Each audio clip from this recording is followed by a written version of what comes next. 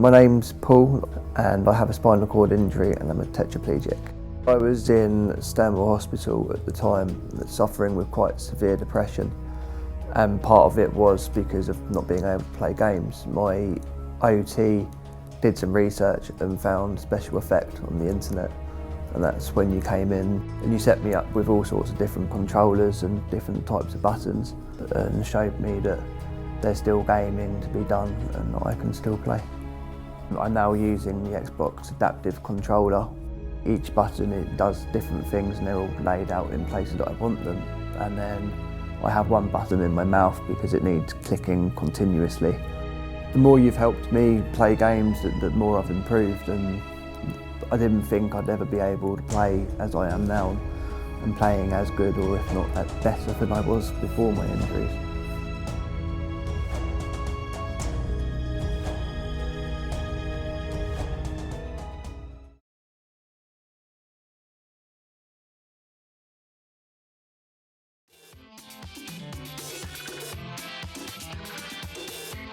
Great, good evening everyone, hello and welcome to the stream. If you are here live, apologies, there was not much of an announcement about this one. I did say when I went off last night mid-afternoon, but at some point I made the decision, I'll push it back a little bit. If you remember, I said we're going to do some stuff for Sonic and Sega's 15th anniversary, which is still true, but so there's like 3 sessions going on today for the game. And there's like 2-hour gaps between the start and end of each one, so that made it a real pain to stream all of them. So when I learned that after the stream, my plan then became, I'll do the most popular one, which is the PS3 one normally.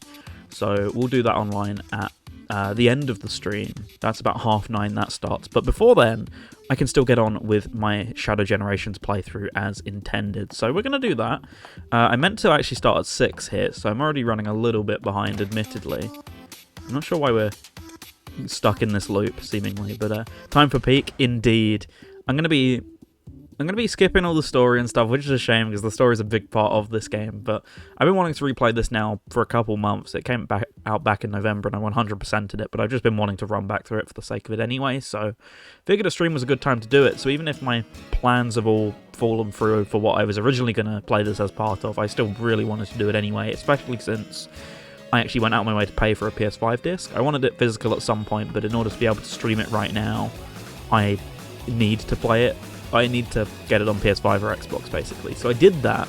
It was nearly 30 quid, and now I feel like I've actually got an obligation to play it, to make that purchase worth it. So we're going to do that on stream right here, right now. So if we're all ready for that, I think that's what we should do. I am worried this is going to DMCA me, so I'm going to turn that down now, because if it DMCAs me, unfortunately, Twitch will mute it, and you'll miss everything that I'm saying. So we're going to hopefully think that didn't happen. We're going to come over here. We're going to unmute that. As always, I'm going to have to ask for how the game balance is, because I have to set it up every single time I turn my computer on. It's really annoying. Don't know why it's like that. As you can see, I've actually been messing with Sonic Generations. If we look at my trophy list here, I was playing that back when I first got the game, so I would have got it on the 10th, and I was just, messing about with Sonic Gens, because no need to play that on stream. You've seen it a million times, I'm sure, by now.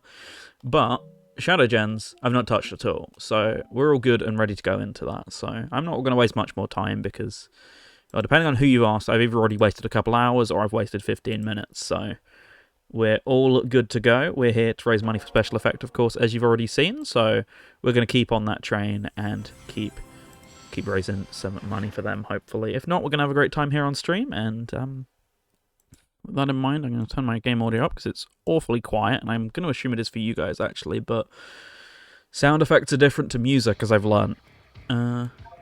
Even being in-game is different to this menu, so I'm going to say that wants to go up a tiny bit, and then the game's going to prove me wrong. So I don't actually have the DLC, so we've not got any access to like Terios or anyone like that, or the movie stuff, sadly. But we'll just be doing a normal game playthrough. I feel like that should suffice. And, well, not got much more to say. Hey Larry, by the way, didn't mention that. Saw that Amazon has the soundtrack CD, awfully tempted. It's a really cool soundtrack CD. I really wish they reissued Generations 1 for this game. I don't know why they didn't, because that, what is it, Blue Blur or whatever it's called, is super expensive now, so I would really like that on CD, but nope, never reissued it, so tough luck. But I did get the Shadow one for that reason, so recommend you do the same if you're enjoying the soundtrack and the game, so Never a bad thing. And I said I was going to skip these, so I'm going to stick true to my word, unfortunately. This game's so good. I've been looking forward to this for a long time. I'm hoping I'm on quality mode. Oh, sorry, on performance mode, not quality mode. I did set that before, so it should have stuck, but I have changed my console resolution from 4K to 1080, so it might have changed. Also, I did change myself to I did change myself to classic controls. That much is true. I'm sorry, I can't get used to Generations control scheme for Frontier's control scheme for these games. It really threw me off. So I'm here on my good old Sonic Generations layout, and there's nothing you can do to stop me. Can't really tell the difference between CD and MP3 quality, so didn't have a reason to not choose the cheaper option until now. Yeah, I think most people are honestly in that boat. Like, you need a really good pair of headphones or to be super picky and fussy to actually know the difference, honestly. Like, even I can only tell the difference on certain tracks. Like, if a track's really bassy, sometimes that's a big giveaway between, like, FLAC quality and MP3 quality to me, but even then, it's very minuscule. So, for most people, they won't notice, like, full stop. Especially, like I said, without a good pair of headphones, which even I don't have. I'm actually weirdly not much of an audiophile, but I will take stuff in the high quality just for the sake of it when I can, because, hey, if I'm paying for a version, I'll just pay for the best version. It's the same with games, it's the same with music, I guess. I can manage the new control scheme, but only putting L and RB on the back paddles. Oh, okay, yeah, that tracks. Been enjoying listening to Pokemon X and Y on the CD Walkman today, so I want more stuff on CD. I did see the CD Walkman. Oh, I'm a little jealous. I had a CD player kind of mimicking that exact CD Walkman. It was an off-brand one, but it was like that exact same control scheme layout and stuff like that, almost, with like the little window through to the discs. Oh, beautiful little thing. I wish I still knew where it was, but see, that's the thing with CDs. Like, yeah, you can enjoy them ripping them or whatever like that. That's how I tend to enjoy most of them, but sometimes you do just want to stick an album on and play it, and it's one of those formats where it doesn't lend itself that well to that, but every now and then you just get like that burst of nostalgia or whatever, and you want to actually sit and listen to the CD rather than rip it or whatever, and like, it's nice to have the option when that strikes. Yeah, Pokemon X and Y CD, I mean, hard to go wrong with a bit of X and Y. I forgot about the really long QTEs, but it's cool. Yeah, this game's great. When I first went through it, I 100%ed it, so even then, it still only took me a couple hours, so I estimated this would be like a 3-hour-ish playthrough. We'll see how true that rings, because any time I've estimated these playthrough lengths over the last couple of days, last week or so, it's been wildly wrong, but of all of them, this is the one I'm most confident on. I think we can do this in 3.5 hours or whatever. Should be pretty doable. Oh, it's more like 3 hours, 15 minutes at this point. You know, 100% it's an interesting game. See, the hub world is fine, but I miss the collectible tracker options that Frontiers has. I said that a million times, and I'll continue to say it because they never went back and fixed it. Not having the ability to pin things on the map is really annoying when some of those... yeah, it's a small hub world, but some of those things are really well hidden. And there was one screw in particular that took me like 3 hours to find, just scrambling eventually, and I just looked up a guide. Even though I knew I had 79 of the 80 of them, I followed the instructions of the guide to a T, and eventually I found the one I was missing. So that's kind of the sort of thing you have to do, because you will inevitably miss one. It'll be in a really small nook and cranny, even if you've checked every corner of the map. It's just how it goes. The resistance that they added by using a CD player really engaged how I engage with music to the point where I'm considering getting some CDRs. Or especially, like... they don't do it anymore, I don't think, but OC Remix used to provide you all the stuff in the torrent to make your own physical copy, like all of the CD artwork, all of the inlays and stuff like that. So I think I have, like, I was never a very, like, artsy craft project kid, but I did do a couple of those back then. I never got, like, the CDs properly printed or anything like that, but I did put them in nice little cases. I always loved doing stuff like that for releases that actually came with it. Like, if you go back to Temporal Duality and Night's Lucid Dreaming, I know both of those definitely have the CD inlay stuff. Yeah, I also really hope this can coexist with Frontiers. That's what I was thinking earlier, like, when I was setting this up. I was like... see, the thing is, I get Sonic Team's logic of wanting to move in the Frontiers direction, because it's what, a similar dev cycle for way more game? Because this is like, if you count all the separate paths and stuff, this is a really big game, but most players will never see half the stuff this game has to offer unless they really go and replay the levels over and over. Whereas with Frontiers, you kind of force the player to sit through like 30-40 hours a game versus this game, which is 3 or 4 hours while there's still 30-40 in there. Yeah, like, I get why Sonic Team would want to go in the direction where more players actually experience more of the content. That makes a lot of sense, because they've always had this big thing about worrying that, you know, colors got padded for that exact reason, to make it even longer, same with Unleashed. They've always had that worry of, oh god, people won't want to play a 3 to 4 hour game, and this feels like the first time they've kind of accepted that. But I also get their logic of wanting to put all the development, like Frontiers, into something the players will actually mostly play. Because, like I said, probably, I mean, Frontiers definitely had a longer dev cycle. This probably only had like 2 years, but you know, you get to see a lot more of the game in Frontiers just on a casual playthrough versus a single playthrough of this game or whatever. But I really like just this shorter style of game as well. I like that it doesn't overstay its welcome, so I really hope, like you say, they can both coexist. I'd like more of both if I can. Also, by the way, hi Jamie. Hope you're having a good one. Okay. So, we're about to get some Doom Wings as well, and this is the only opportunity you get to see them before the end of the game. They just decide to flash them right in your face right now. I don't know why, but fair enough on them. Also, one thing I'm going to say as well, if you've not played this on PS5, even if you've used a PS5 controller on PC, this has a load of the HD Rumble stuff. I'm going to assume it's the same on Switch, although I actually don't remember it from having played a friend's copy, but yeah, here on PS5 there's just loads of like high quality rumble and trigger stuff. I can't actually do anything there. It's really weird going from Generations on PS5 to this, because Generations has like some minor rumble stuff, but this has like the triggers have, I don't know, like when you click them in, they have different effects and stuff like that, and the game has a really strong sense of rumble. Also, this, I've turned it off, but it has stuff on the speakers, so that's whenever you Chaos Control, I think... Oh no, it's the rings! Both on Generations and on Shadow Generations, the ring noise actually comes through the controller speaker, which is charming, but for the sake of a stream, it's really loud, so I turned it off. Good thank you. I was getting confused and annoyed at Tomb Raider. I'm at the point where the difficulty spikes. Oh yeah, you were mentioning that the other day, so hopefully you can get to the bottom of it and actually find your way through the game this time. Also, the clear divide between the 2D and 3D stuff, as we've mentioned before, between Act 1 and 2 is a really nice touch. I feel like it feels like they get more chances to flesh out each part, to me personally anyway. Like, hey, we can make a really nice 2D stage without just ham-fisting the sections in and vice versa. It gives them a chance to actually, you know, work to the strengths of each style, and there's like some cool gimmicks and stuff that they're doing in 2D that they're not doing in 3D and the like, so I don't know. This game handles a lot of stuff very well. It's a very solid continuation of the Generations formula, which is, well, even though we've had boost games, we've not had a boost game like this for so long. It just felt right when we were back. It's like, welcome home. Alright, I'm not spamming my Chaos Spears as effectively as I could be, you know. You don't really have to do much with them after... I don't remember there being many like Chaos Spear dependent sections up at this point. Obviously, if you're gonna go and speedrun this game, then Chaos Spear is your best buddy. But in my case, not as much. I'll just use it when it's required of me.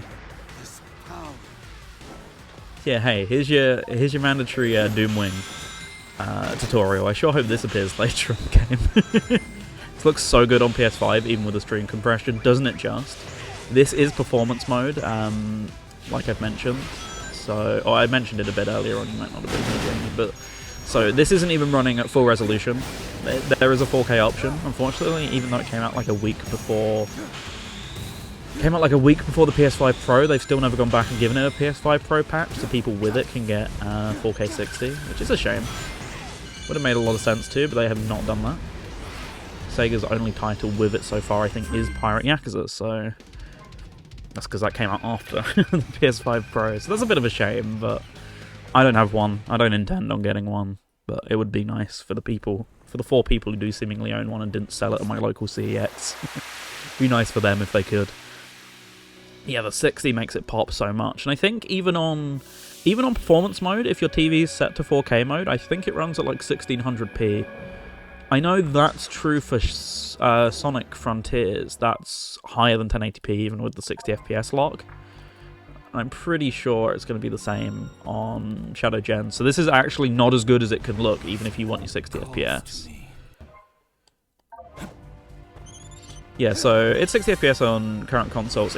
It's the first Sonic game officially that can hit 120, which is really nice. Even Frontiers couldn't hit 120.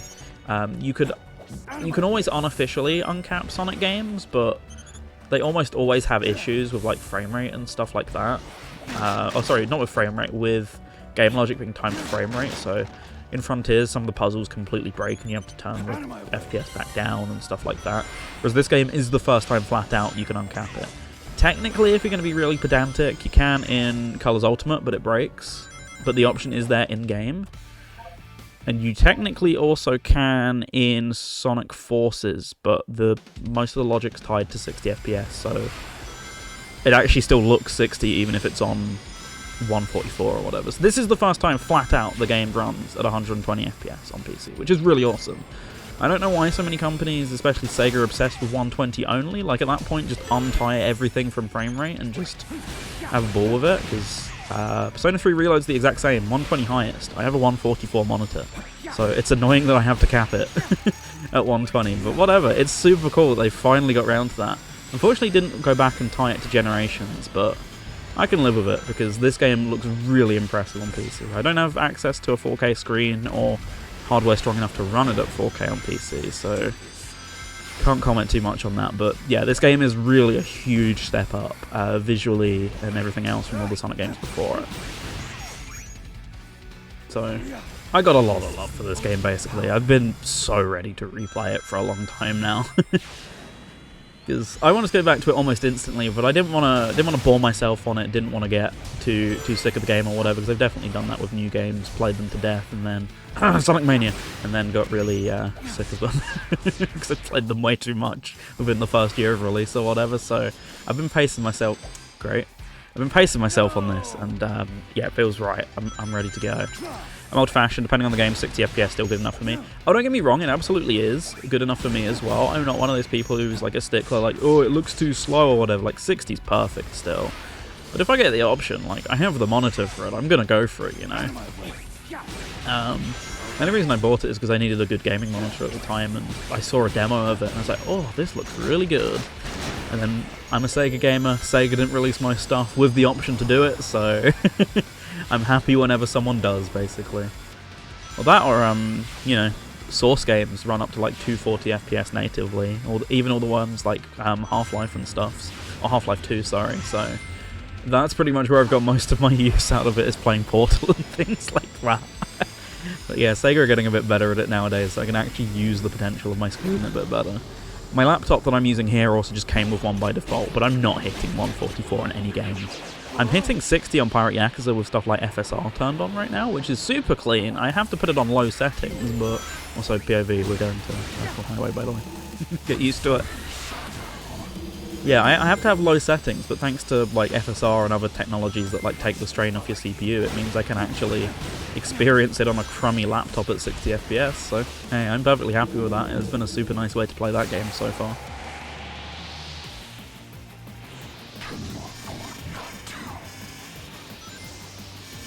See, I do enjoy these Radical Highway sections a lot, but I kind of wish Radical Highway had been limited to these sections, and I think I've said before, my ideal choice of final stage would be something like Sky Troops, or maybe Egg Fleet, or something like that. It would make a lot more sense than going back to Radical Highway.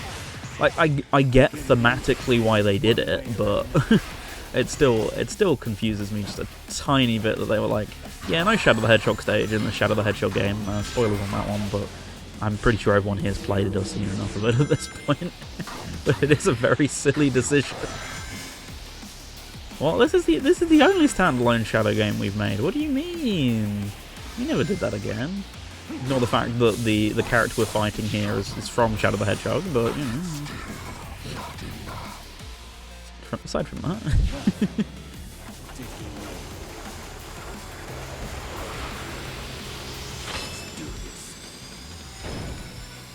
And we're back.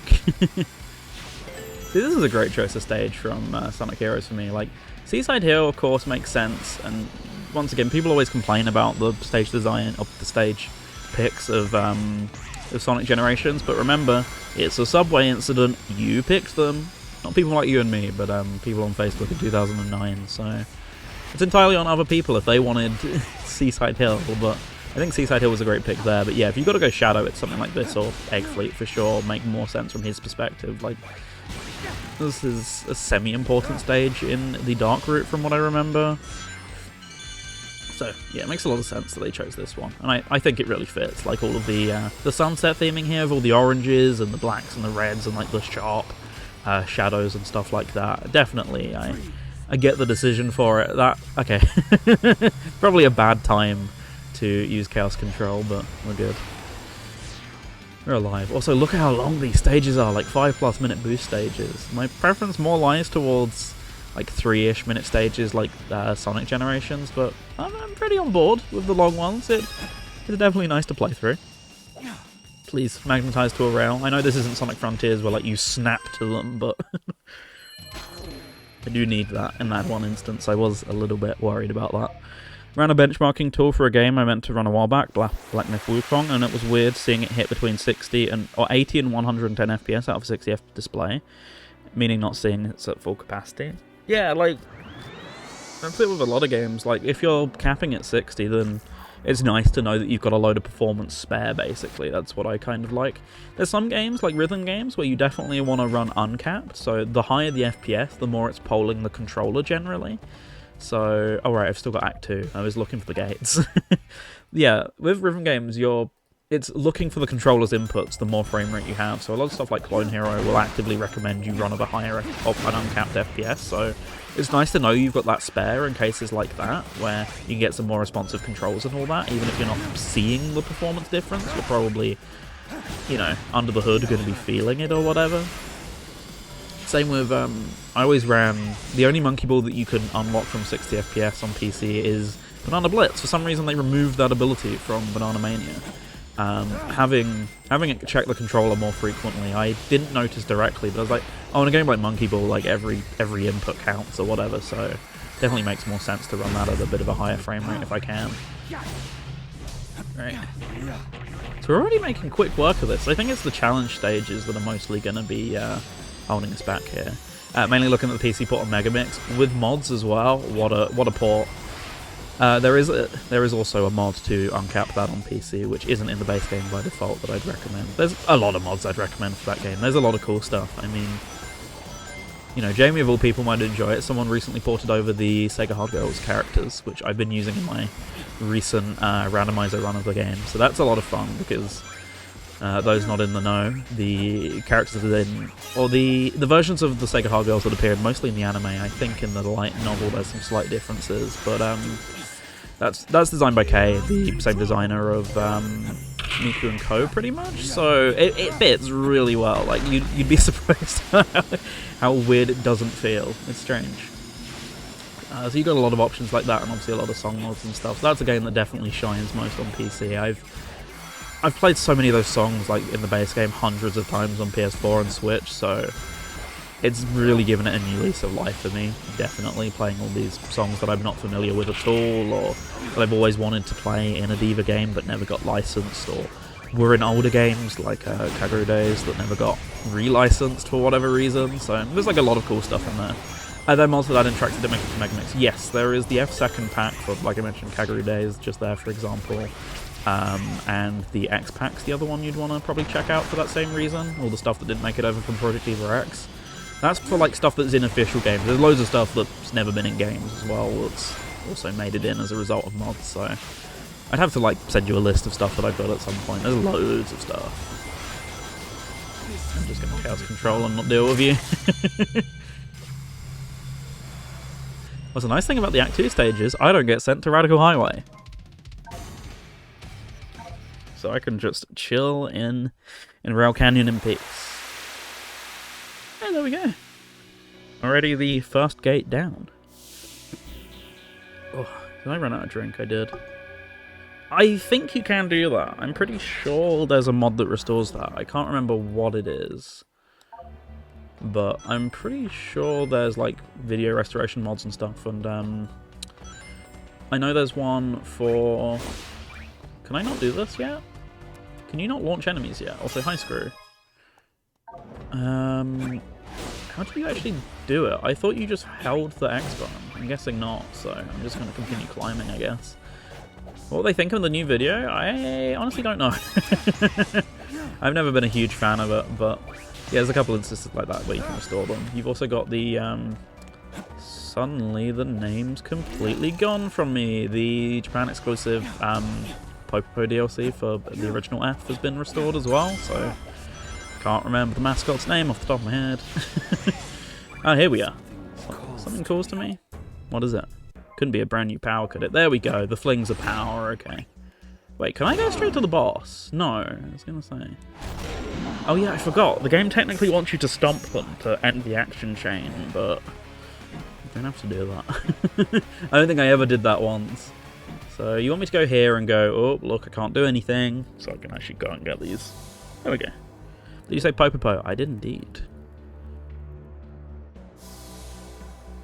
So I can't remember. I think we got to do 3 of the 4 gates, which is... Well, you can't do 1 per stage, which is a little annoying. You've got to do 1 act each, effectively. So, I mean, there's way less stages in Shadow Generation, so I kind of get the reasoning for it. But it is a shame in terms of... yeah, so I got to do 2 missions per Act 1, 2 missions for one of the Act 2s, etc, etc. They're really fun missions, so I don't mind too much, but I certainly prefer the way Generations 1 did it. With, you know, 1 from Sky Sanctuary, 1 from Green Hill, 1 from Chemical Plant, etc. Instead of 2 from Act 1, 2 from Act 2. Hey, I'm doing good, thank you. Hope you're doing good. Might have missed it the other day, but we did get round to doing the Planet Robobot incentive, so thank you so much for that again. But yeah, I hope you're having a good one. Thanks for dropping by, I appreciate it. On my final day of doing stuff here for Game Blast, I'm going to be doing Shadow Generations, and then as the title says, Sonic and Sega All-Stars Racing turns 15 today, and we actually got some new, oh, I say new, we got a look at the original promo art for the game today, which didn't get used in the game in the end, which was super cool. I thought because we're, you know, right in the middle of promo season for Sonic Racing Cross Worlds, and we're in the beta weekend, that they wouldn't bother doing anything for the 15th anniversary, but hey, they actually showed off something new, or new to us at least, which is super cool, so... right, I do have the ability to get to the end of the stage. Unfortunately, I think I'm going to be missing out on the S rank here, especially with no Chaos Control, but... Oh well, I don't need an S rank to get to the end. Yeah, barely missed it. Yeah, we're going to be doing that afterwards. There's a lobby going on the PS3 version of the game, so on the off chance anyone has a PS3 and wants to join us, then that will all be available for you, but... That'll be after we get on with a bit of Shadow Generations here. Also, these are way harder to get in Whitespace, since Whitespace is 3D now, so I'm not going to be bothering. Make use of Chaos Control to get to the goal in time. Right, so we're going to have a bit more Chaos Control here, effectively. So I think I'm going to prioritize the Act 2. I mean, I have a PS3, but I think I got the game on Xbox 360. So the gist of what's happening is, there's normally sessions every weekend arranged by a community server. I think they already did 360 stuff. My plan was to stream all 3 consoles today, which would have been fun, but... so one of the sessions was like 2:30 to 4:30, then the next one didn't start till 6:30, so streaming that on my end is a huge pain. I get why the host does that, so we can take breaks and stuff like that, but I'd rather just stream right through rather than having, especially if I'm doing the Game Blast stuff, and having like 3 separate streams or whatever. So in my case, I kind of made the decision, like, right, I'll just do the PS3 session, which starts at 9:30. That tends to be the most active one in terms of people actually getting on and playing the game, because it's free online and you don't have to install mods like you do for the Wii version to actually get online again. So that was just my decision. In regards to how I'm going to do that, but yeah, regardless, people are welcome to sit and watch, and anyone who joins us when we're there can do whatever they want as well. You know, if people come in just for the game and go, oh, actually I do have access to the game, then hey, we'll play it with them, but otherwise I'm not. I'm not holding people hostage here. Can I not turn around? In that case, I have to try and find a way. All is good, Spect, I'll be busy, but happy to support you while I work. Thank you very much. be jumping off around 8ish again. Yeah, I imagine that would be the case for a bunch of people today. I can't really blame them for that, so... that's why I'm getting Shadow Generation started early here, rather than doing whatever else. At least we'll be a good chunk of the way through the game, if not practically right at the end, before people have to start shoving off, and then, well, All-Stars might be beginning, the show might almost be over by the time All-Stars begins, so that's my logic. Get something going, and people can tune in for whatever they want, etc., no pressure. Like, I think most of my... I'm just here for the fun of it at this point. I believe, last weekend was my big push on Game Blast, so I'm just here for the fun of streaming. Other people can do all the things they want, etc. I don't have enough rings, so that's a bit pointless of me to get straight to the go ring there. Right, let's try this again with a bit more feeling this time.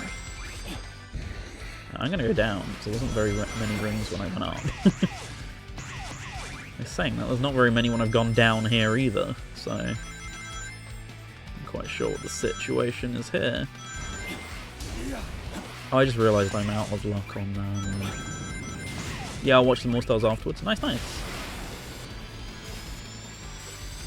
Yeah, I actually bought Xbox Live with the intention of streaming the Xbox Live portion today as well, but it was at 2:30 and I was like, I'm not starting to stream that early. Even yesterday when I was rearranging stream times, I was thinking, no way I'm doing that. And well, yeah, I didn't wake up until very late today. Oh goodness, it was right at the end.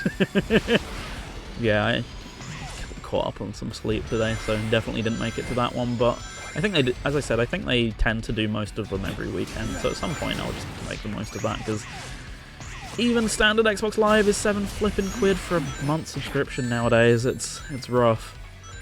I just intend to buy a year outright at some point, because I don't really use it anymore, aside from like that, and occasionally I'll do something online on Forza. I don't really Game Pass anymore, nothing on there that I want to play, and honestly Microsoft most of the time can do one, so I only really got it so I could play with other people on a nostalgic game rather than, the love of the game, love of the game being the love of Microsoft's game. No, I do love All-Stars. Yeah, PS3 is just the most active because it's free, so why did I do that? That was really dumb. Yeah, I kind of paid gravely for that. Why people love PC free online? Well, tell that to Sumo when they were worrying that people would download their game for free. I don't think I've touched my Xbox since the start of the pandemic, not even for work.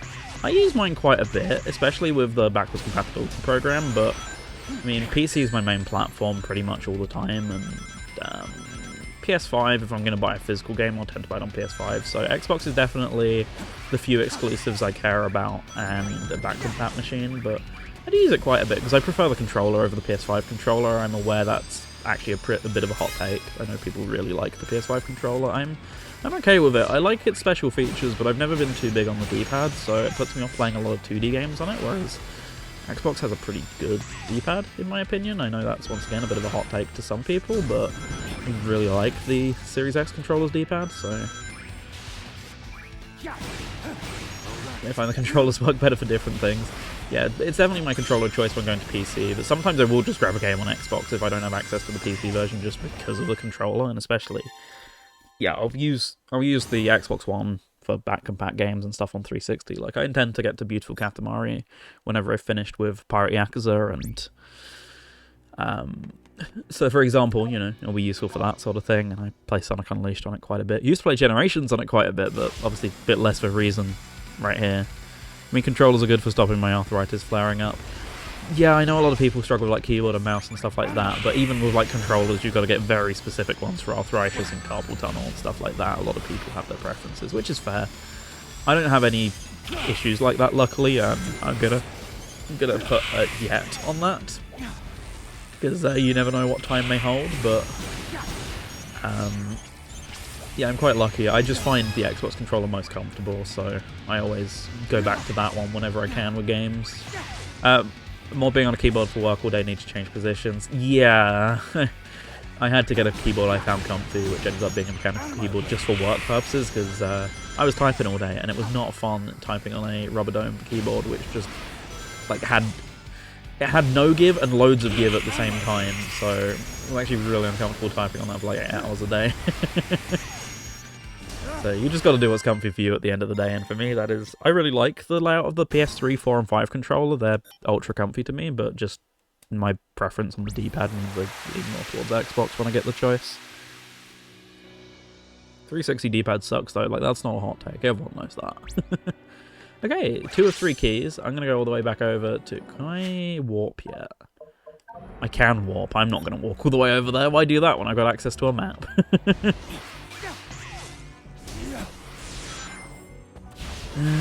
Let's see, is this Act 2 or Act 1? Act 1. We're gonna go Act 2 just because I suspect it'll be faster. It's a 2D stage. I say, as I fall all the way back down. It's whatever at that point though. Can I go this way and take a bit of a shortcut? Or is this is probably just gonna be to... Oh no, that is the way I get over here. I assumed it'd be for a chest or something. Alright, Doom Blast. How do I Doom Blast again?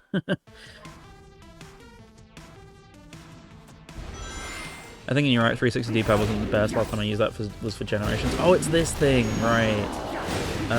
I don't even use the D-pad for Generations, honestly. I am normally in the same position as you, Jamie, but I feel like some games are just way better optimized for control stick than they are for D-pad. Like in the case of, say, Super Meat Boy, for example, it's very clear they weighted the game's gameplay around the control stick. Like, something about it just feels really stiff when you're using a D-pad to me, and there's like a couple games like that, and Sonic Generations is actually one of them. Same here with Shadow Generations right now, although I think Shadow Generations is personally a bit better than Sonic Generations. But I'm still using the control stick for this. I prefer D-pad where possible, but this just feels so much more natural to me. Especially with Sonic Generations, it's just like the momentum of the character is weighted around the control stick. Not touched that game since I got the Golden Boy achievement. Why did you do that? That's something I'm never doing. I hate a classic Sonic with the stick. That is really fair. As I say, I just feel like his acceleration feels a bit more weighted to the control stick for me personally. But yeah, like I'm never touching Sonic 3 and Knuckles with a control stick. That's disgusting. It's like heathen territory. Oh, is this another Chaos Control one? I didn't read the description for this one properly. Because you hate yourself? That seems evident by doing it, yeah. Also 100% Binding of Isaac through the update. Whoops. I'm looking at the screen. Until the update last year. I never actually played Binding of Isaac, despite messing with both of the creators' other games quite a bit. I don't know why. I probably should. I feel like I would enjoy it to an extent, but just not something I've ever got round to. Still need to finish The Enders and I as well. I got stuck at a certain section on the Switch version, never went back, and then got it on PC, and still haven't played it. Wasn't much of a fan of using a stick in these Act 2 stages. See, like I say, that's like the only way I can play them, but yeah, give me anything old school, and like, you can't use a control stick for that, that's awful. Never really got into The Enders Night, that's fair enough. I thought it was pretty fun, but I can also see why people wouldn't enjoy it as much. Okay, alright, that should be all of the challenge stages we need to do then. Already home free for the boss fight, so I'm gonna work my way back over. I say work my way back over, I'm just gonna teleport to to Rail Canyon. At least I think. Did I forget to pick up one of the keys? I don't think I did. No, I did get all 3. Okay. Alright, here we go. Bylizard time. Best song in the game. Don't out me.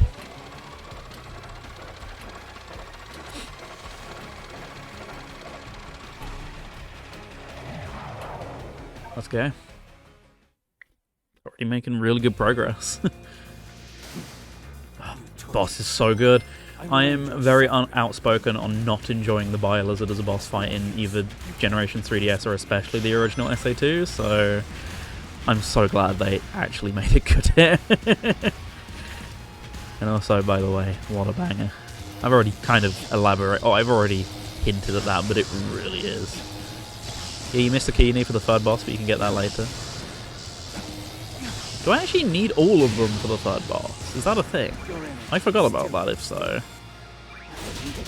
See, I didn't even know necessarily, because I just went out my way to do them all immediately anyway, so I wouldn't have paid attention to that when playing the game, because I was 100%ing it the first time round, so it just wouldn't have caught my mind. Like, look at this is great.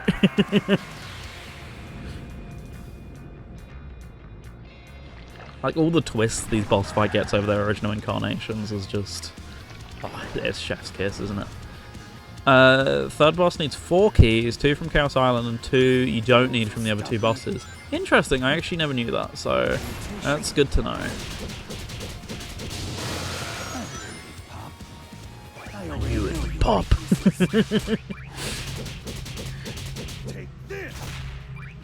Yeah, as I said, I 100%ed this my first time round, so went out my way to do everything as soon as I could, so little nuances like that I would never have paid attention to because I would have already had those keys, so I wouldn't have seen a cutscene being like, "Oh, you don't have enough keys."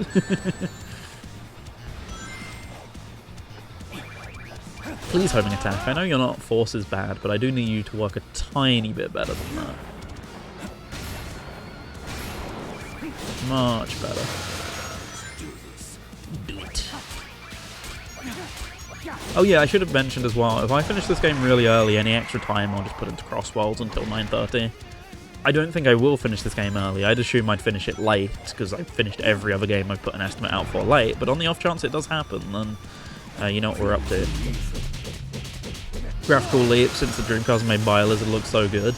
He looks kind of disgusting, but I appreciate it. You know, he's not he's not meant to be a cute little guy. He is meant to be this disgusting beast.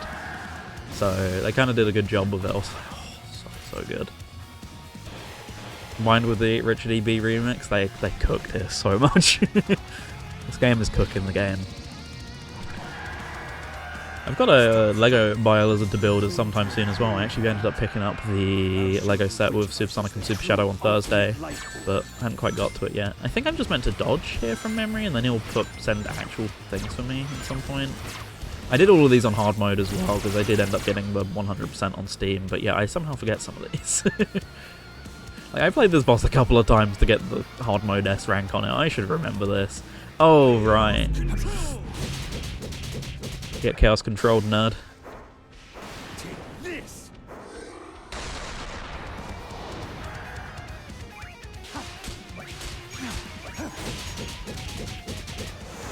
So many great moments. Like, just, oh.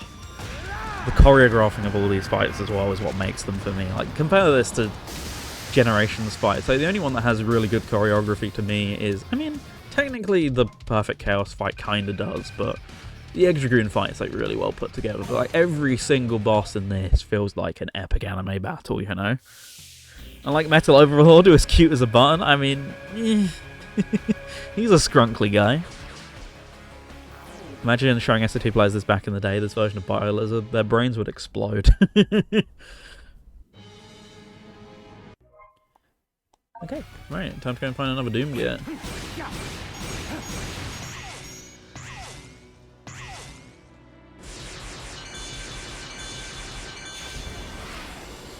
Luckily, it's right over here. And then Shadow goes, whatever he does.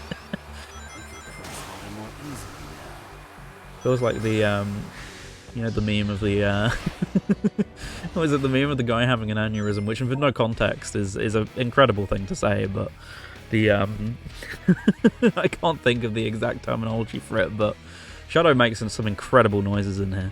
Anyways, Act 1, what is this all about? I can't remember which one of the two this is. Oh, it's Kingdom Valley. Okay. Works by me. Oh yeah, because the other one's Sunset Heights, isn't it?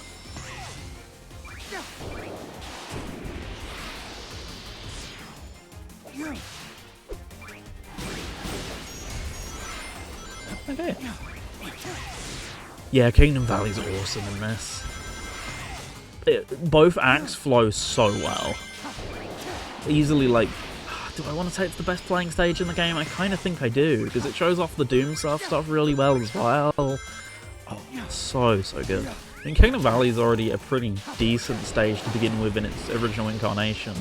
More so, like, less so the silver segment, but all the other segments are, like, a really good showcase of some of the good parts of 06, so I feel like it was already a pretty strong showing to begin with, and it was that game's tech demo, and it effectively turns into this game's tech demo as well, because it's really pretty looking, and loads of mechanics get shown off all back to back to back, while still flowing like an actual cohesive level that's fun to play.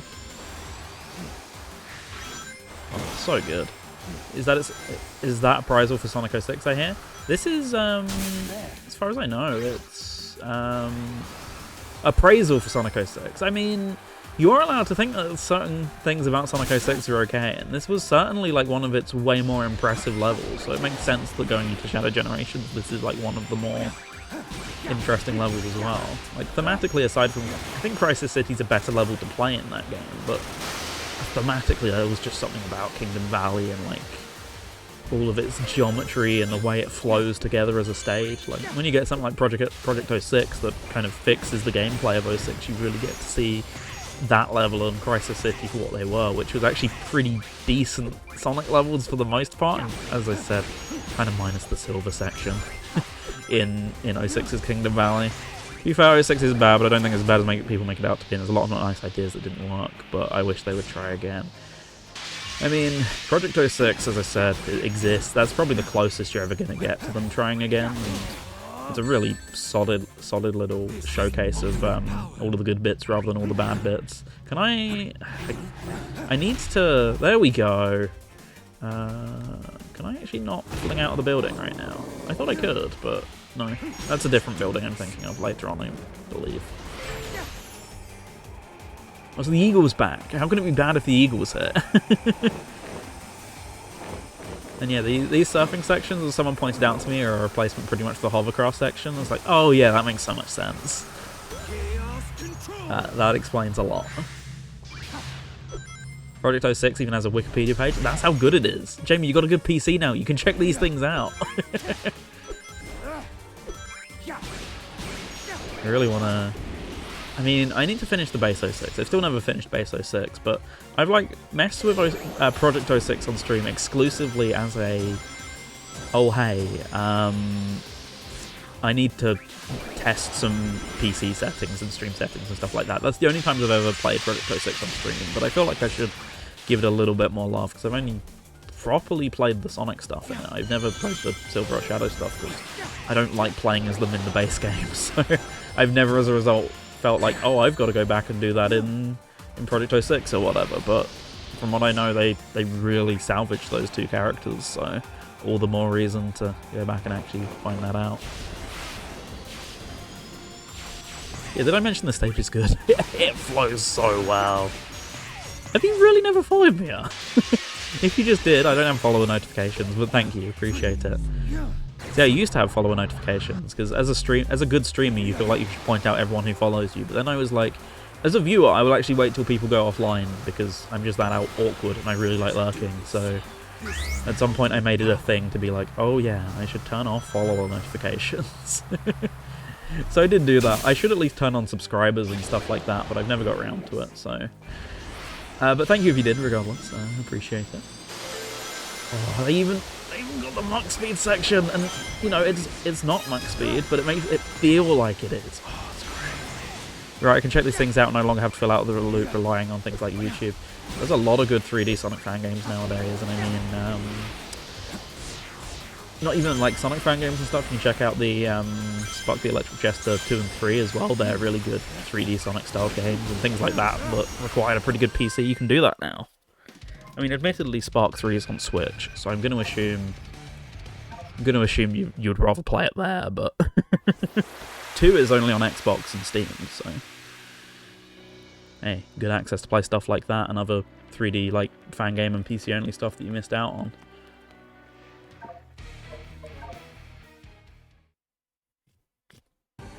Okay, back we go.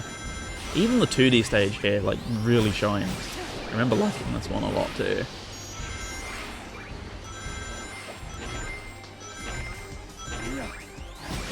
Oh, we're starting at 7 o'clock. Wow. We're really making swift progress with the game here. Like, we've not even been streaming for an hour and we're already pretty much at the end of the third zone. I will probably go back before Sunset Heights, if I remember, and go and do the set of missions that I missed then, if I do have to do them, so... We'll go and do that in a sec. I still like after one Spark game it jumped from 2D to 3D. I mean, I don't know too much about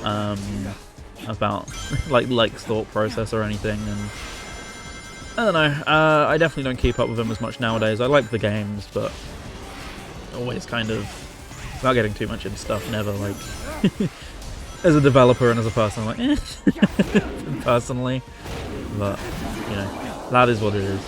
Not getting into that too much right now, but I assume the thought process was just I've kind of done everything I can do with 2D games, so I like that element of always challenging yourself with things and stuff like that. Makes a lot of sense to want to go in a new direction, so it was a complete different, like, left field change, so I was pretty on board with it. It played pretty well. I've only played both 2 and 3 once, respectively. I should go back to them and play them at some point, because I did really enjoy both of them.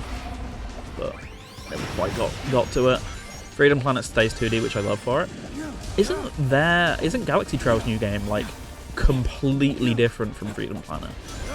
You might have to look into that one for me, because I don't remember the specifics, but, like, I can't remember what it's about, but I don't even think it's, like, I don't even know if it's a platformer. I think that's how out of left field with it they went.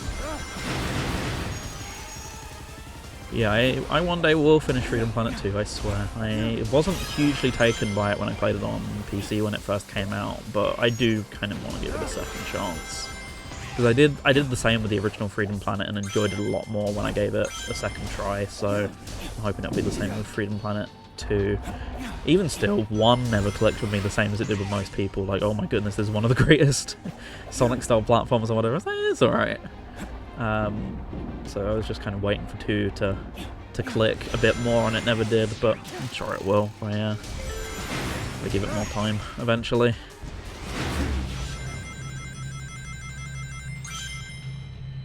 Yeah, people love them, so yeah, glad for people and all that. And hey, this feels very Planet Wispy, this section right here, that one 2D stage where you just go round the factory. Didn't know Galaxy Trail had a new game coming. Yeah, they do. As I said, cannot remember what it's all about, but... See, I thought you missed Space Colony Act 2 missions on purpose since they're close to the third boss. Are they? Oh yeah, they're really close on the map, aren't they? Maybe I'll just save it at that point then. But then there's also the worry that in an hour or so I'll just have completely forgotten what it was I missed. No, my brain won't be that far gone by that point. I should be fine.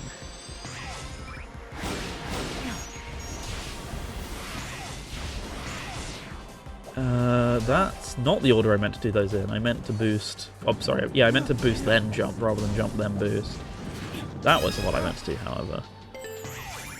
Chrono Gear Warden of Time. There you go. Already very different on name alone.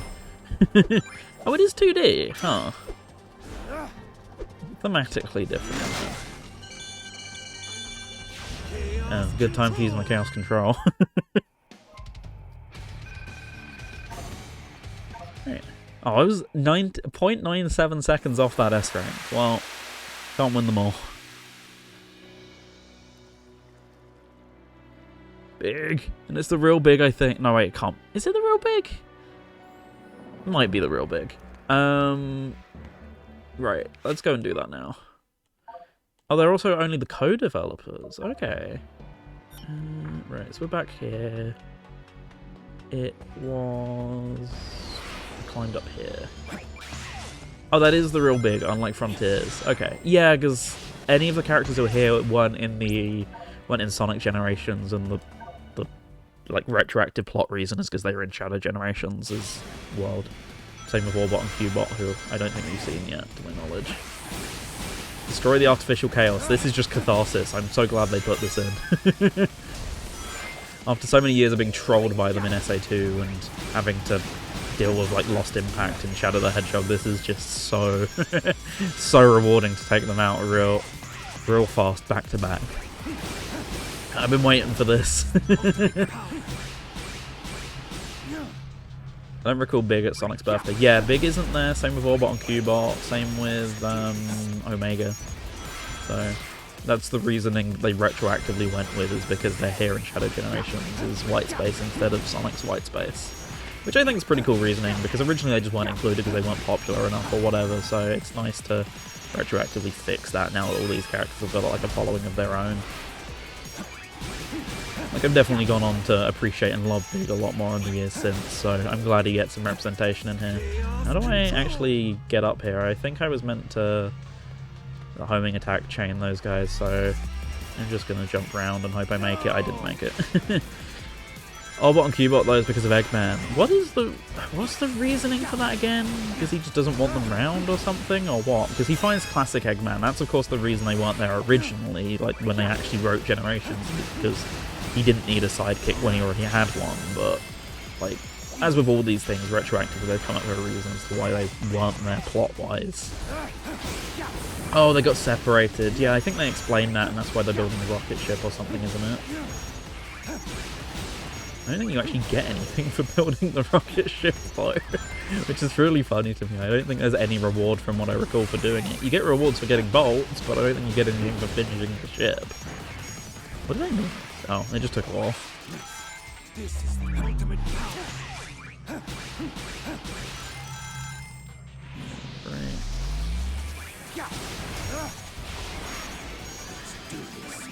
Once again, I'm like, what am I... that's still not how you do that. Thank you for building our ship. Goodbye.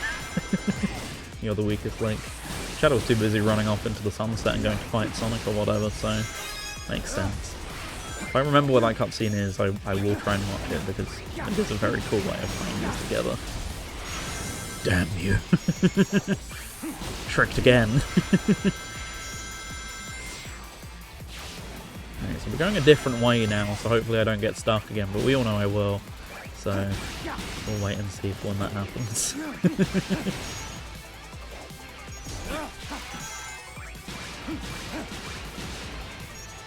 Come on, there we go.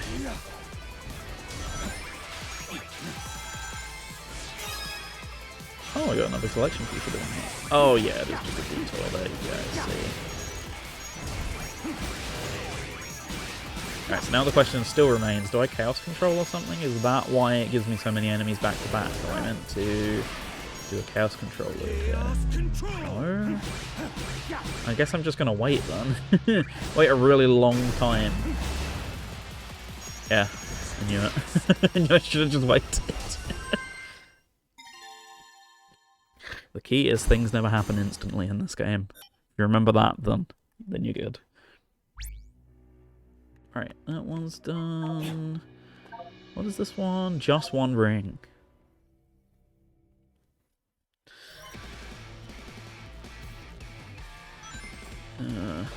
Oh my goodness, I love Sonic Unleashed DLC stages. How did you know?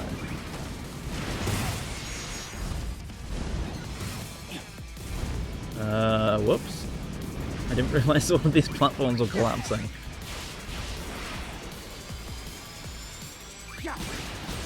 Can I have my Chaos Control, please?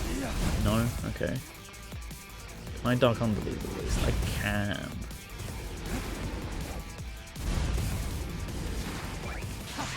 That works. I get the feeling that wasn't quite how that was meant to work, but it does indeed work. And also no boost, because no rings. Great, thanks. I have to rely on that one bit of Chaos Control you give me to do that. Luckily, really easy, so... I don't mind. There we go. That's Space Colony Arc fully restored. Okay, so the next area, is that going to appear on the map and be nice? Or is it going to make me manually go and find it? Not that it's too bad a thing to go and find, because I think it's that one over there. Right? I think it's this gate, Sunset Heights. Yes, it is. Okay. This is a tiny hub world, so it's not that bad when the game makes you go and find things on your own, but...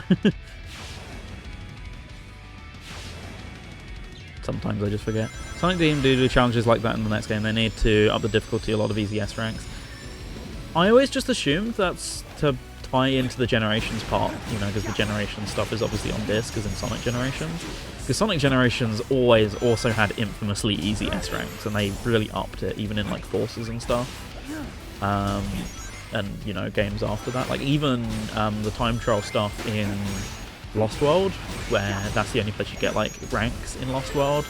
That's a bit more specific. Oh, yeah, no, Frontiers is also very easy as well, but post Sonic Generations, they definitely got a bit more difficult for the most part, and then yeah, Frontiers was the one that kind of reined it back in because presumably to bring it back in line with Generations, difficulty-wise, I'm guessing because Cyberspace, sorry, is the you know, it's a very small part of the overall collectibles. I'm guessing that's why they did that. See, I don't think I ever really found Generations more challenging. The only thing that's different is the no death thing. I'm pretty sure you can die in Shadow Generations. Aside from that, like if you die, you just get an automatic A rank pretty much instead of the S rank.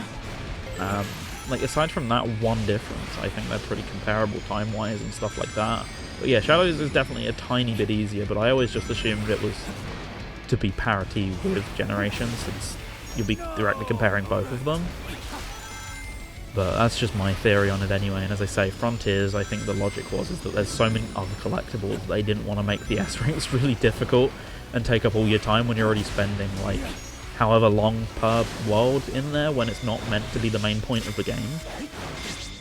So welcome back, Larry. Hope you're having a good one. Oh, choreography, so good. Like, admittedly, that kind of comes to a head in the Tokyo level, which feels like half the time you're sat watching the level more than you are playing it, but at least in the base game here, I feel like they do a really good balance. Chaos control. Yeah, I assume going forward, if we have more levels like this, then they're going to probably work on the difficulty stuff, because, like I said, I know after Sonic Generations, that was definitely their goal. Speaking of Frontiers, I almost convinced my brother to play it. Is this the same brother who's into open world stuff because of Forza and things like that? If so, you might have some luck. You know that it scratched that part of my brain, so it might work all the same.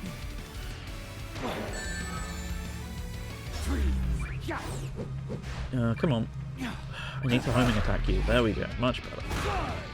I really like that you spend so long in the viaducts in Shadow's version of Sunset Heights as well, because I feel like you got to go here definitely quite a bit in Sonic Forces, but I just feel like it was an underutilized part of the level.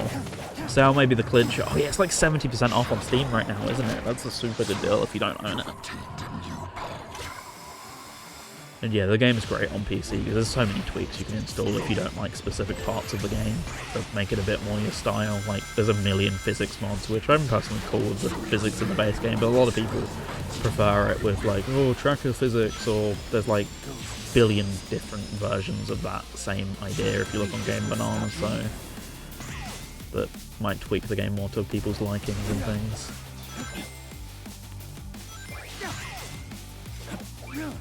So, you know, that might work out, maybe. Might be the kicker of getting into Sonic games.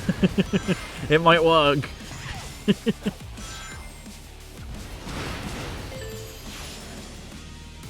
So yeah, we're back here. I think you avoid it in Kingdom Valley, don't you? I don't remember coming here during Kingdom Valley. That might be the kicker as to why Kingdom Valley's the best stage, but I like all these sections, they're fine.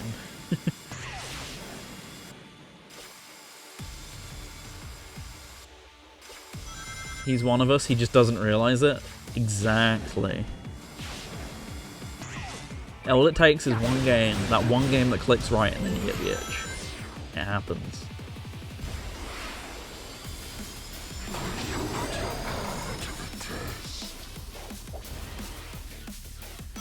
Sometimes I do still wish you had access to a bigger boost gauge, because I like that they made the boost gauge bigger than Generations default, but the first thing I do in Sonic Generations is I go and do the Green Hill mission to get the 3x boost gauge. So I wish that there was a way to get a bigger boost gauge in this game, because you can see I'm always running out. Jamie, it is a cult, what do you mean?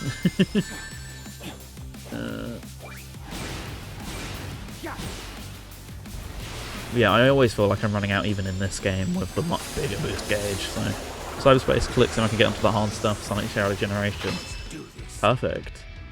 I mean, at that point, are you in like a Steam family or something? Why not start up Steam family sharing, and that way it doesn't even have to buy the games to get into them.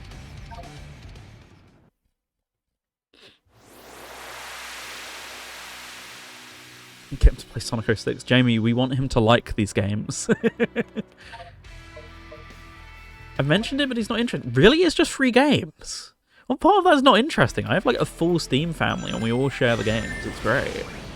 That is admittedly with my actual family technically as well, so It's not like I've just got randoms in here. There's nothing to lose at that point. It's just a free win. Yeah, but you might steal my Forza Horizon 5. Don't worry, it won't be happening. Can you mark certain games they don't get shared? I want to say yes. Or at the very least you can mark them as hidden so that they don't automatically show on someone else's thing. I'm not sure the complete logistics, because I've never done that, but people on the family have marked stuff as hidden, so I couldn't tell you how to do it, but I think it's possible. But I'm not the person to ask on the specifics of it. I mean, you can flat out hide things from your profile and stuff now as well. Very recently they made a load more changes to that, so there's probably like ways to handle it now that weren't there when we set up the family, I imagine, as well. I think you can, part of parental stuff. Okay, there you go.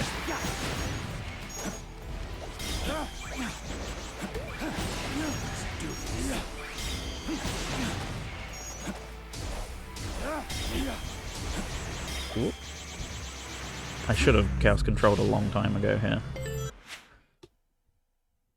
And you mentioned Horizon 5, but he's pretty much exhausted all that game has to offer, including DLC. I'm about at the same point, which is kind of why I'm honestly excited for the PS5 version, so I can do it again. Got a good excuse to do it again, at least. At that point, anyway. Oh, whoops. Hey, at least I can Sonic Frontiers it, and I can boost out getting hit, and it still works in this game. Whoops, that's not what I meant to do at all. Also, Horizon is another series I want to touch. I was going to say PS5 might be your best bet, but you don't have a PS5, I forgot about that. In that case, they're pretty well optimized on PC. You should be fine with your configuration if you wanted to check them out. I mean, the one I would have recommended was 4, but that literally just back in December got end of life, so is not available on Steam anymore, but from what I remember, the Ultimate Edition is really cheap on key sites, so that might be a way of checking that out if you want to. You just won't have any online features or any of that stuff anymore, which, you know, if you're someone like Ilaria, is a win. Is it rumored to come Switch 2? I know the rumor is that Microsoft is currently the biggest third-party publisher with stuff in development on Switch 2. So there's probably a good chance of it, and that would actually be where I went nuts on it, if so. As long as it ran, like, well enough, I guess. Oops. But, yeah, that would probably be the one I'd recommend, honestly, at that point. Is 4, and, like, I think you can get the Ultimate Edition for, like, £10 to £15. And there you go, you got a bunch of DLC and stuff to work through. Yeah, Halo is pretty much confirmed to be coming to PS5. I don't know about Switch 2, but I know the rumor initially was both Horizon 5 and Halo Master Chief Collection. So, if one came true, I'm assuming the other will come true as well, so that would probably indicate that, yeah, Switch 2 would be a good platform for them as well, so I'd assume we're going to see some more about that.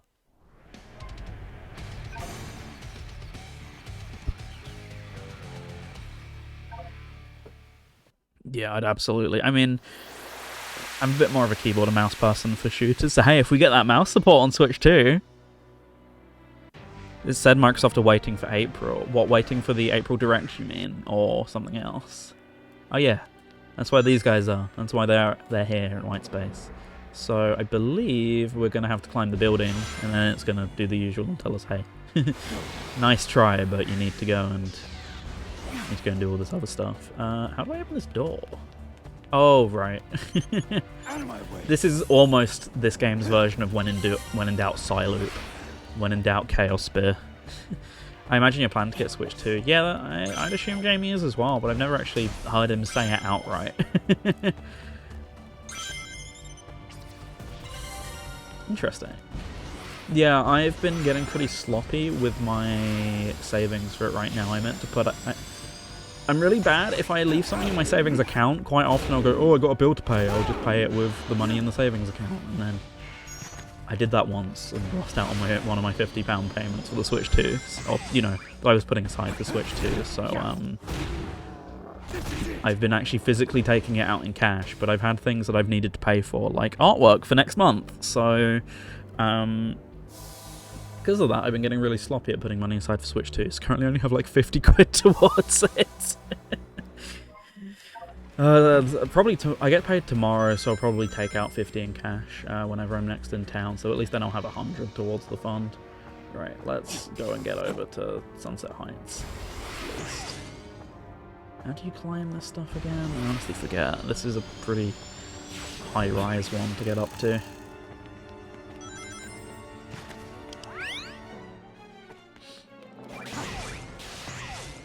Yeah, I don't know when yet. Yeah, I know definitely for you the pocket flip, isn't it? Is the I can't think of the exact name for some reason right now, but that's the priority, isn't it? Which is fair. I've not really checked it out too much. I've just seen like some screenshots of the trailer. Is it so? Like, how does it stack up versus Steam Deck, for example, in terms of like performance? I'm a little curious on. Retro Pocket Flip 2, there we go. I was nearly there. For some reason I want to say Ioneo, and I don't know why. I was just thinking about, I had handheld PCs on the brain, I guess. Just the wrong one. Yeah, how does it compare and all that sort of stuff? I would be a tiny bit interested in that regard then. I'm not going to be one of those people trading in their original Switch to help with the cost. I got sentimental attachment to my first one. Honestly, kind of same. More so my original model. That's actually why even once I upgraded to the OLED, I kept my original model around as my model I use for hacking and modding stuff. Because I didn't want to get rid of it. One of the first consoles I paid with my own money. So for me, it was definitely important to keep.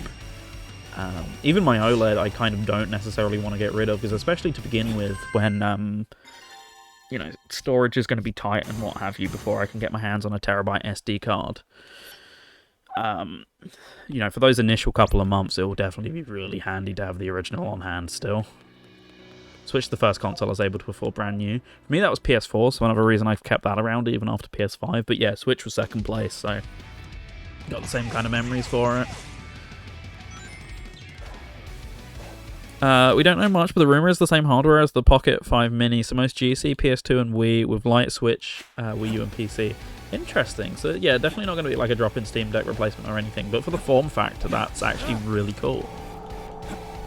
I'd be a little worried about battery life, but I'd imagine if it's based on pre-existing hardware, then they might have already had that sorted. So this is going to be tight from here on out, but hey, I saved it, so that's something.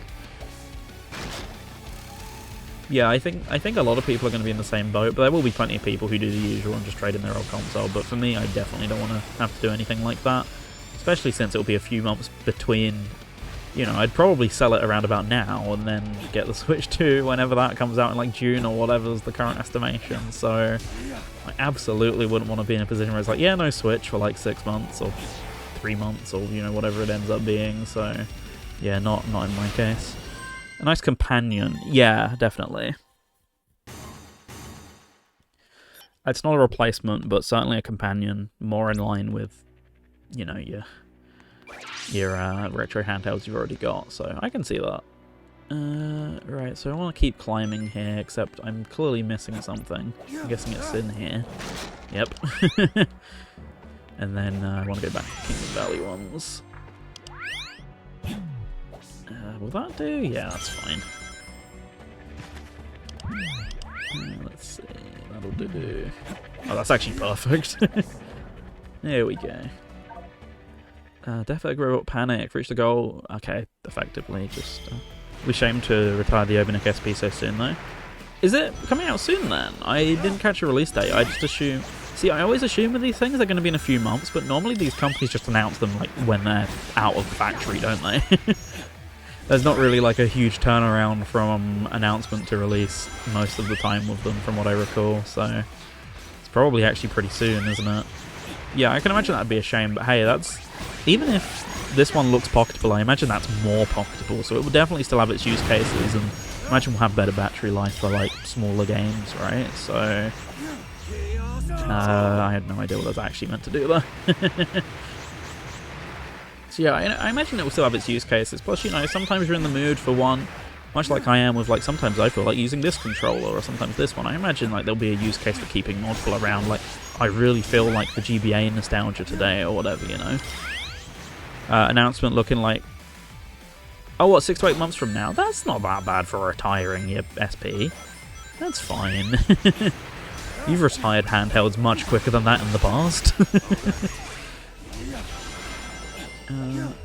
So what do I actually... Oh, okay. That's what I'm to do. I think. Yeah, there we go. I always have a bag so I don't put the handheld in my pocket anyway. Yeah, that's the same most of the time for me, especially since I have a case. For my one, I have like a leather case to protect it, so it makes it a bit more difficult to put in most of my pockets. Although I always wear really baggy trousers, so... it doesn't matter too much to me anyway. Normally, I fit my Switch in my pocket before, which you know is the ultimate, the ultimate male trouser flex, basically. Is fitting my full Switch in there with room to spare. It's a shame I'm getting holes in those trousers now. I've had them since I was like 14, and I've kept them around just for that reason, because the pockets are ridiculous on them. So, it's a little sad that I have to retire them to basically just house use now, but they were good while they lasted. They did bits. Can't really fit handheld pockets in consoles nowadays, refer to what I just said. They were the best of times. My Steam Deck didn't fit, unsurprisingly, but I was happy to get away with my Switch when I got that. I think I got... No, I would have had my Switch when I first got them, but only barely. That's how long I've had them. Okay, very easy little challenge there. And that's already us done with the Sunset Height ones. That was super quick.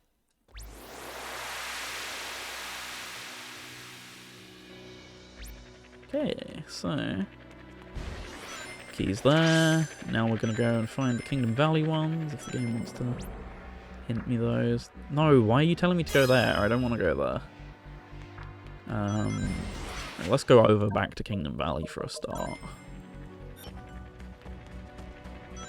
Can I just jump straight up there? Oh no, I have to do that. Yeah, that's fine. Let's see, Crash with Spin Surf.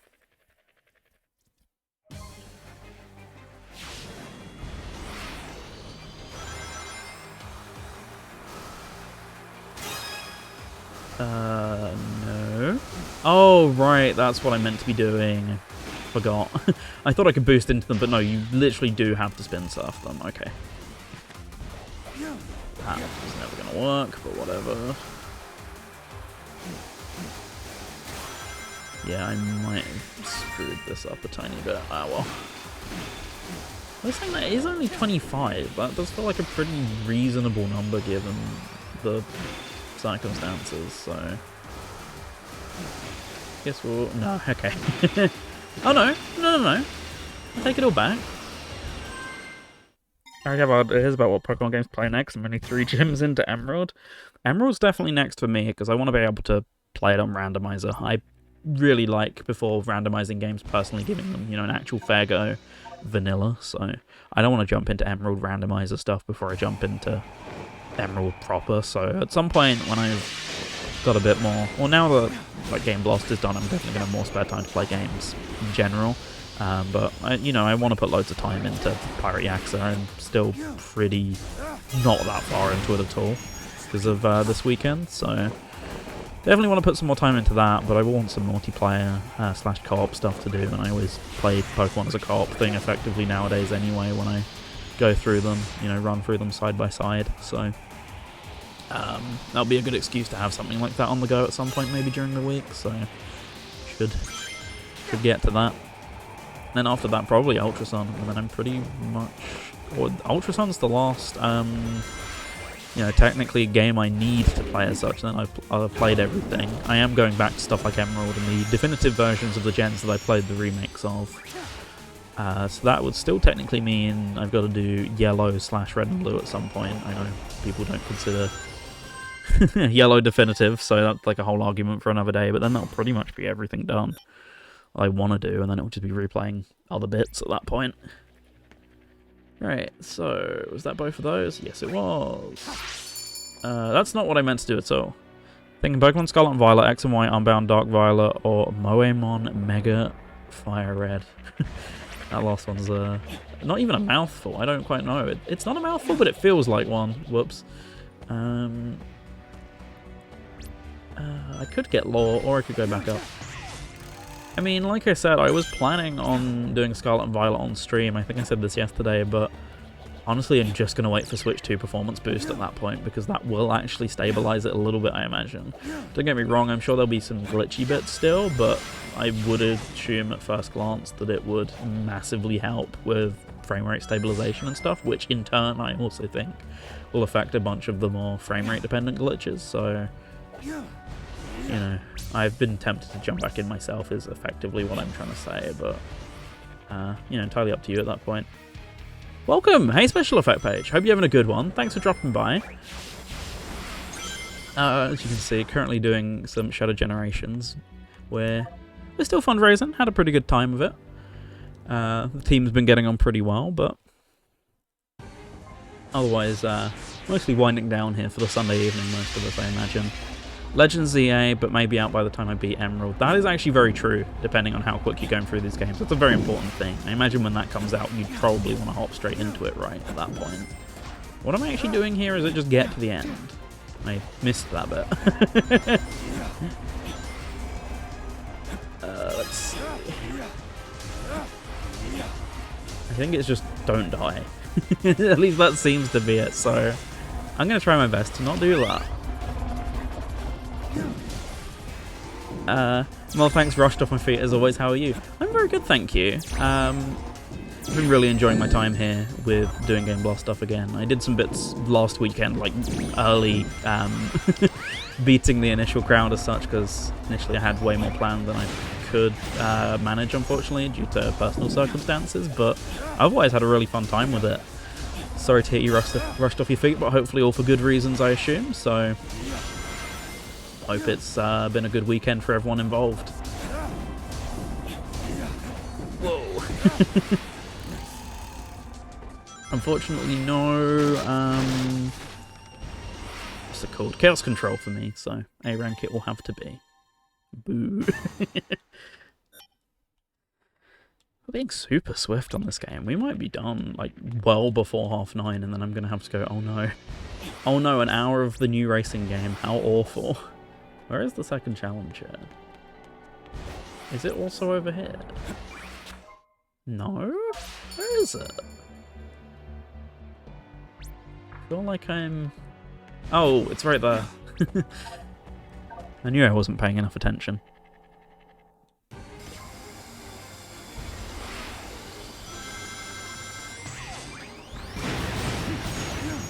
Side note, in case that didn't make it obvious enough, I need new glasses, can you tell? I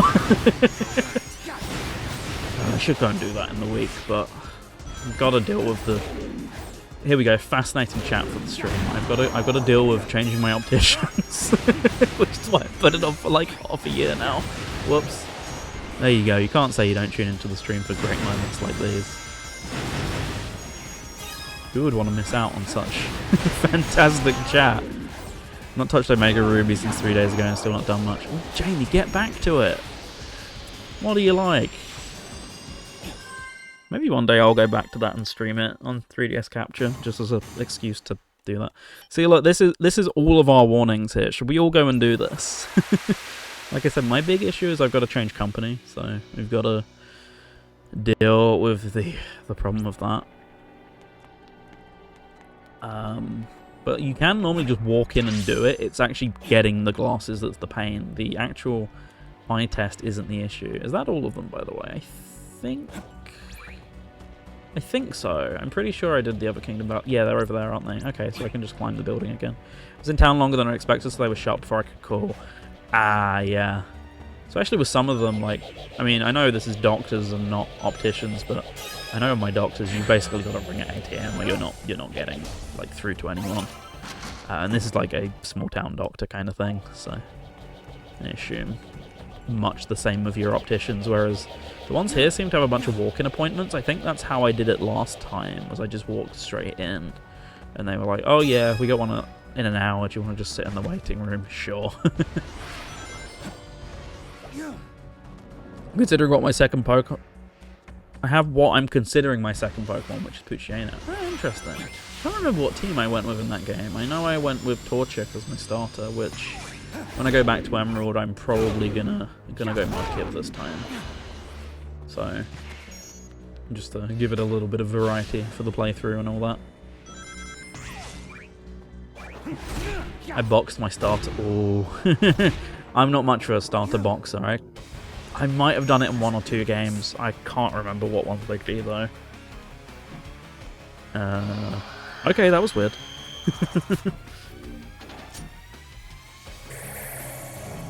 See, Gen 3 is one of those ones where I don't have a particular attachment to any of the starters. Like, they're all interesting enough, but I'm not like, that one. Like, I have that one in all the games, except Gen 3, pretty much. I'm not normally, but I had to flip Slugma. Oh, right, yes, of course. I've said this before as well. So you know how we had Richard E.B. doing the community remix for Biolizard? Imagine they got Game Blast. Oh, Game Blast? I'm confused. What's his name? Garmetal. Imagine they got him on this track, because he did a cover of this right after the game came out.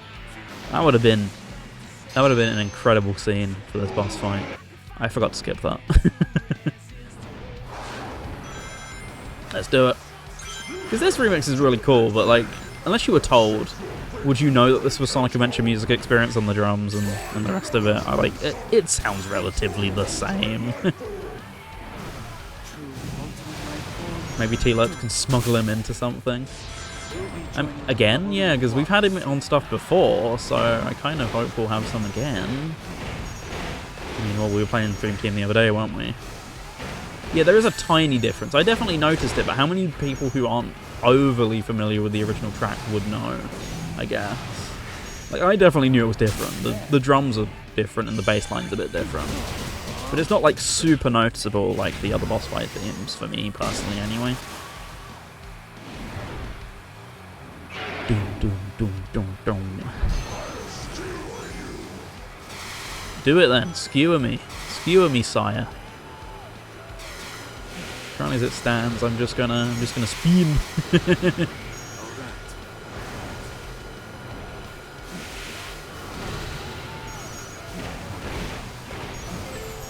Yeah, I forgot this boss fight has checkpoints. So like actively shows you the checkpoints instead of just sending you back to another place when you respawn or whatever. Like most Sonic boss fights do. Alright, yeah, I forgot about that little twist.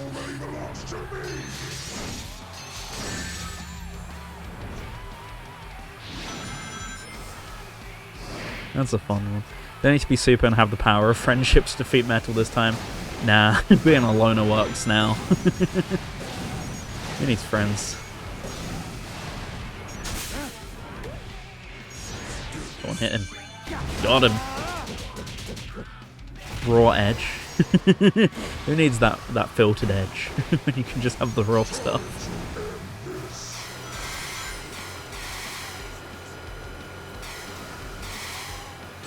Oop, I didn't mean to get hit there, but it just happened, okay?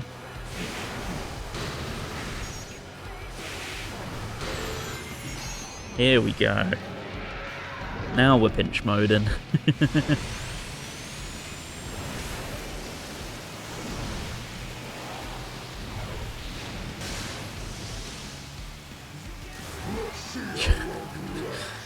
We're gonna get so much out of that reference for the rest of this weekend.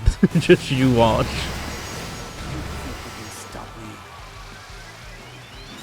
Can we deal with that again? Oh, sure enough. Just parry. I need to move my legs in a second. They're definitely dying a bit. You shouldn't sit on your legs, but if you're me, you just do it because you sit in weird gremlin positions all day long, like goblin mode. It's awful for you, you'll regret it in later life, but at the same time if you're me, you just sit in any which way is remotely comfortable, and then pay the price for it when, after an hour, your legs just hate living. I'll move in a sec once this boss fight's done. Am I meant to chaos control this? I honestly forget. Am I? What do I do here? Hang on. It's over. I'm just gonna keep hitting these back into him, I guess. That was so sketchy. Oh, that works.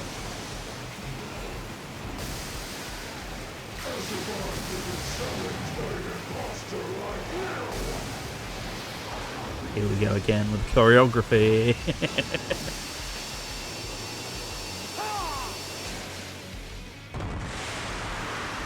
So good. Right, moving. You guys should do the same. Ah, there we go.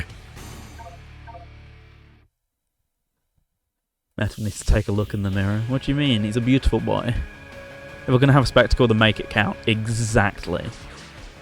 Put it to use in the good places. And they did. Alright. Who's ready for some Chaos Island?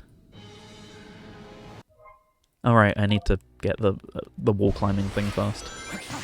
Do do do do do do do do. Do do do do do do do do do do do.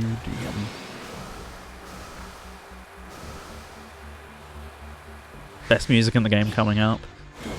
One of my favourite tracks. Not my favourite though. But I can also understand that way of being. Oh, not what I wanted to do. That's more like it. Calls to me. Discount Frenzy. This is better Frenzy. What do you mean? I really like this. This takes a long time to get used to, but once you do, it's a lot of fun. But it definitely took me a repeat playthrough of some of these stages. I did not get this on my first run through of the game. I mean, this is my second run through, but you know, like clearing up like 100% collectibles and stuff was what it took in my instance to actually get used to how this gimmick properly works. Oh, come on, please be kind. Please. Grapple has a lot more depth than it seems. Yep. And actually, like, figuring out the gist of how to control it is surprisingly complex. There we go. See, I knew you could do it, Shadow. Yeah, Chaos Island's music in Frontiers is like the best stage theme anyway, so this is just a really nice remix of it. Also, I love that they brought back all the color scheme and stuff like that, of all the springs for the, you know, the ancient tech and stuff like that. It's great. This is just another really fun stage, honestly. And yeah, the fact that it's so accurate to Frontiers is fantastic.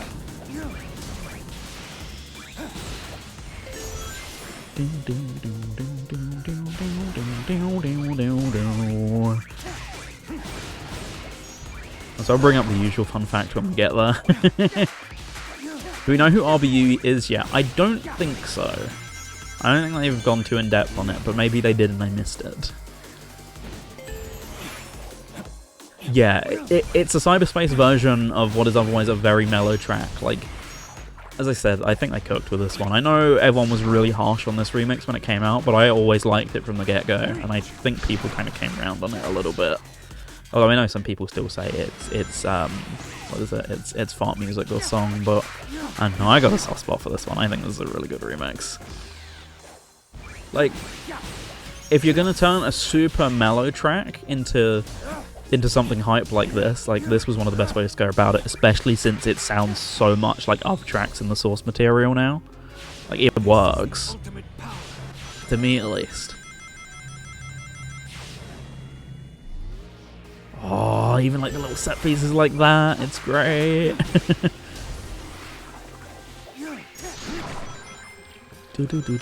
Yeah, the piano as well, carrying super hard, like as a Korg piano almost. When that was originally meant to be like the solemn part of the original track. Oh, it's so good. I really like this stage and this track, so can't complain too much at all.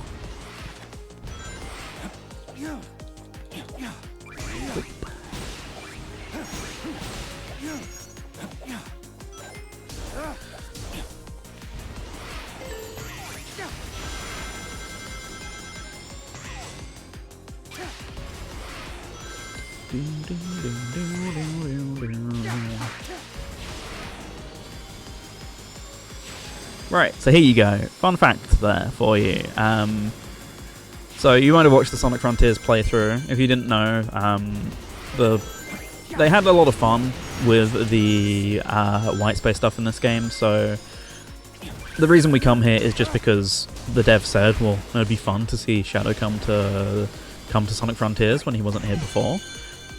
Because of that, because we're already doing time travel shenanigans, that we're actually here on the island at the exact same time as Sonic. We're obviously just in different parts of the island, so you can't actually see Sonic. So the volcano explosion in the background there is triggered by Sonic completing the Island Mystery Pinball. It's officially canonically been confirmed, so there you go. During Act 1, we're here just as Sonic's about to fight Knight. Somewhere else on the island, he's off to go and do that now that we've watched him, make the volcano explode, which is just super cool to me, in my opinion. Like, if you're gonna get weird with like time travel, timeline shenanigans, you might as well do something cool in the process with it, And that to me is like, that's just a really neat little detail they didn't have to go with. They could have just gone, yeah, Shadow's on the island, whatever, don't ask any more questions about it. The moon's still blown up, by the way. You just don't see the other side of the moon. But instead, they did something kind of neat with it.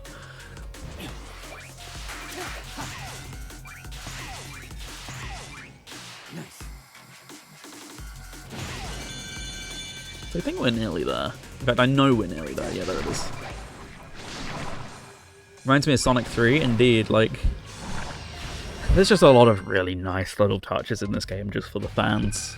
And not like, a lot of people will go, oh, like Ian Flynn, there's reference or whatever, right? And like, no, just like little background details that the devs themselves put in that, you wouldn't even notice unless someone told you to look for them or whatever. Like, stuff like that, as I say, with the timeline thing's just really neat. Imagine seeing Shadow's reaction if he saw Sonic making a volcanic eruption by a game of pinball. This is no time for fun and games. Or if you have massive brain rot. That one! True! We're Sonic fans. We're okay with coping,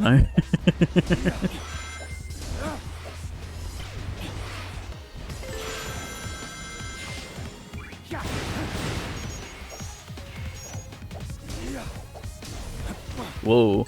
Now this remix I honestly don't remember anything of. I don't think I've heard this since the game came out. Oh yeah, this is way more like it. 2D Island, back in its strides and all that.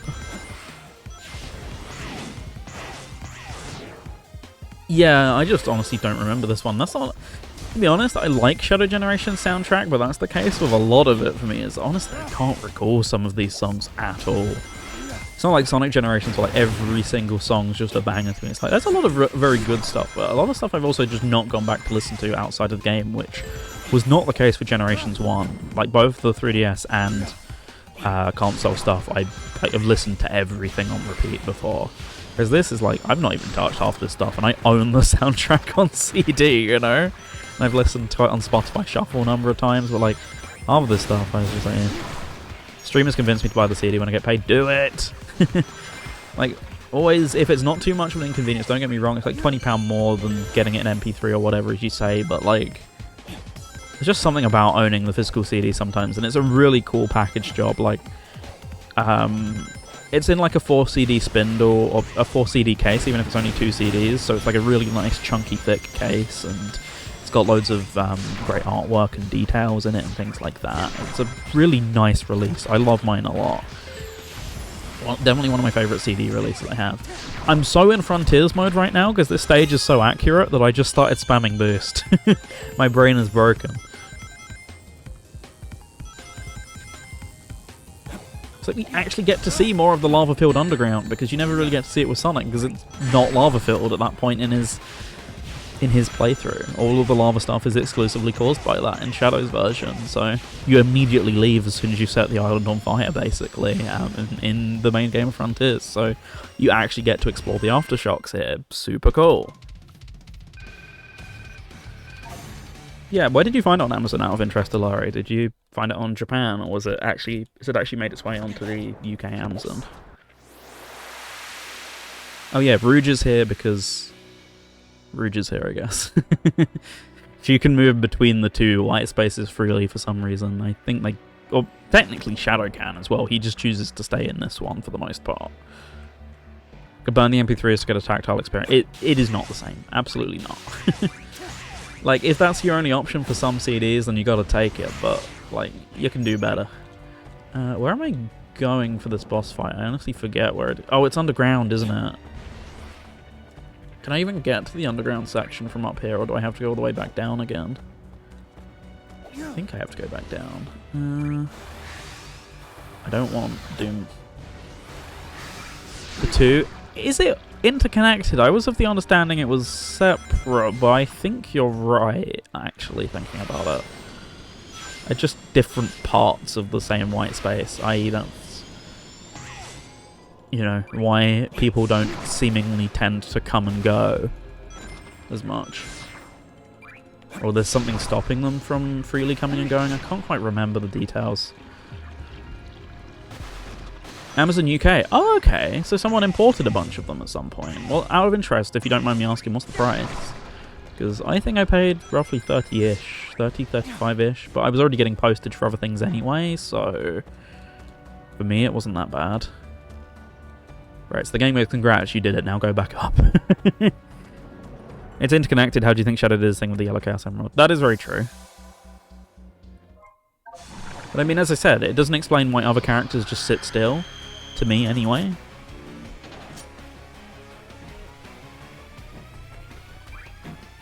$44, and Amazon UK is who's selling this. I guess once you factor in postage, it's not that bad, theoretically. Yeah, as I say, I technically paid less, but I was also getting other things at the same time, so that's also probably part of the reason.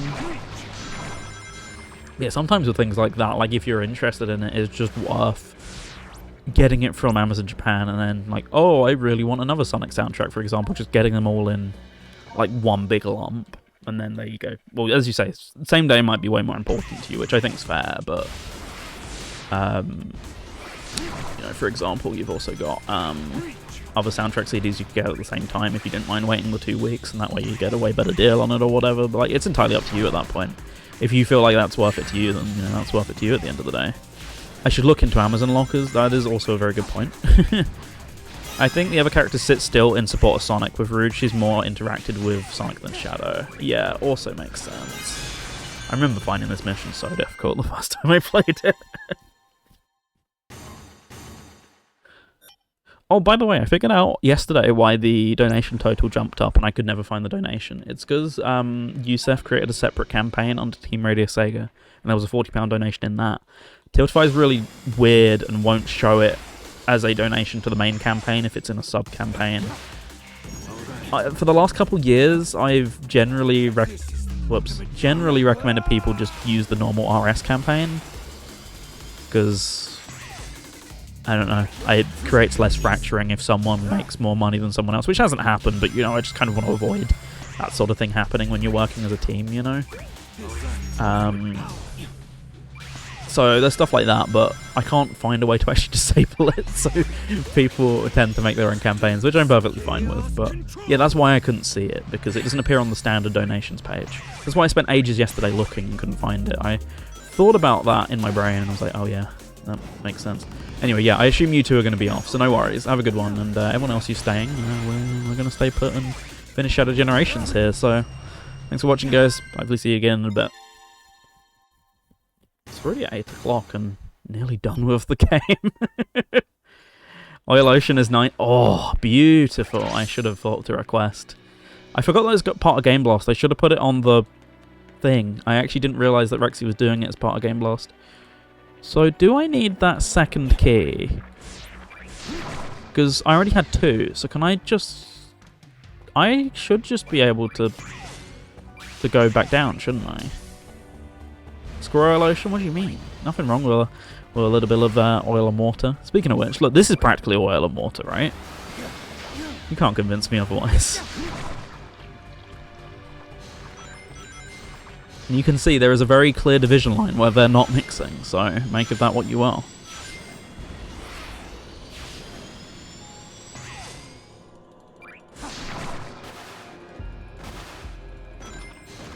Okay. That's slime? What do you mean? That's clearly oil. Why else do you think he's slightly levitating above the surface? Can I have a... There we go.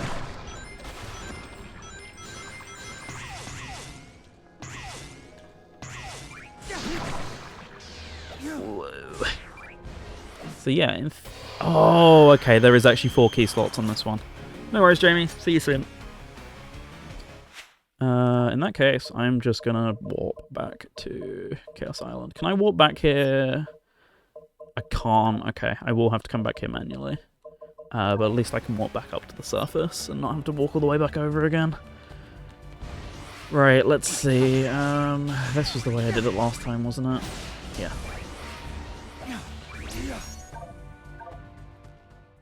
Was that Gondola Master? It is.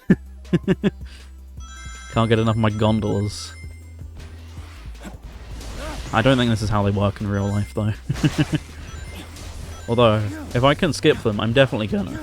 I loved that you, if you like stood in place and boosted in Sonic Forces, I would have been able to make it all the way up here. That's a great feature of that game that I kind of wish made a return in this game for this mission and this mission alone.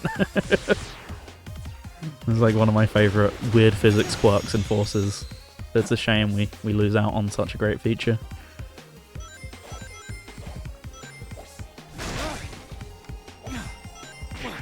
Whoops. Oh well. I got boost. I can deal with this.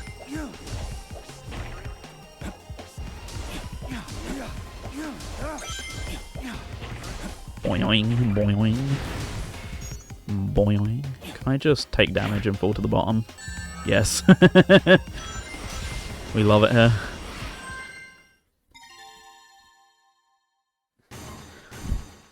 Can't beat a bit of cheese. Okay. Well then.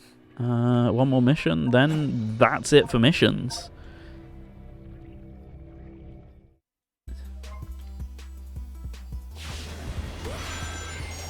Oh, right. Whoops.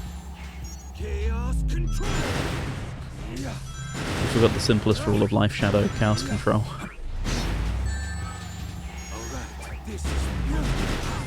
So I only need 20 of these guys and we're pretty much already there. Can I get rid of the Doom Power, please? Thank you. This time I want the Doom Power, so if we could instead do that. Thank you.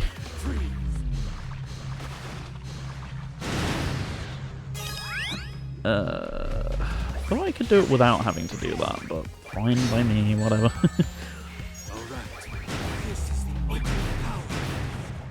Stomp! There we go. Oh, I got an A rank, but once again, it does not matter for the purposes of this stream.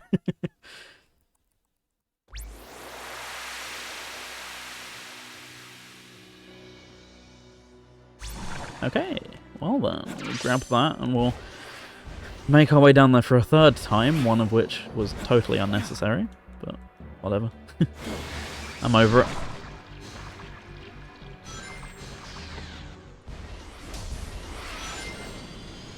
Yeah, I completely missed seeing the 4th key slot in the different locations, so that is entirely on me. I will not blame the game for my shortcomings. Where was the... There it is.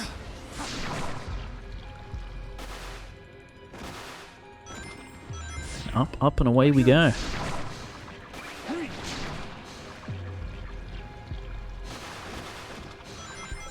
Keep boosting.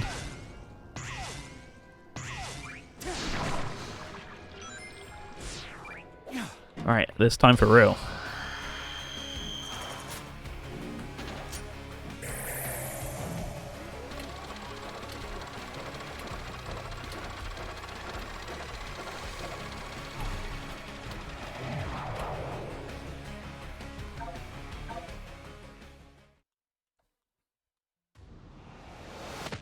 Time for another great fight. And restore myself to the timeline. Yeah, right, man. If you say so.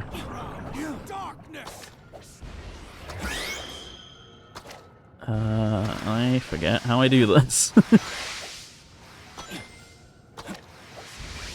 Ah, that's how. Okay.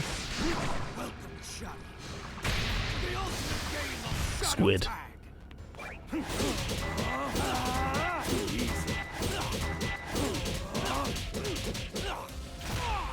Tough luck. Where's the thing this time? Not. Oh, there it is.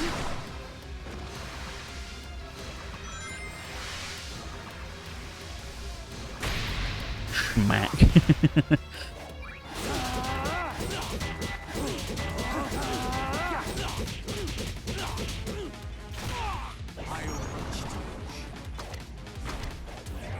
Talking about.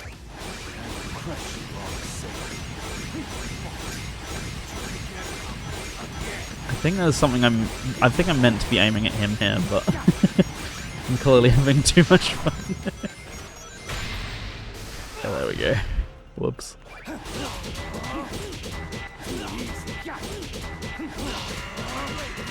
This should nearly take me to halfway. Oops. Yeah. I mean, technically it would be the third time. Right, so this time I want to actually find him at some point here. Right. Right. Where is he? Oh, he's over here. Right. He won't fall for the same trick twice, but he won't have much of a choice if I Chaos Control him.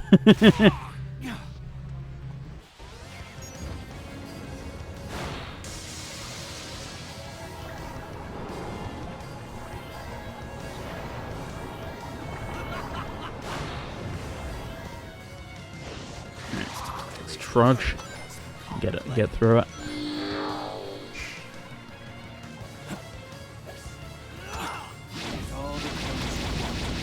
Whoops. Jump and boost. Jump and boost, boys.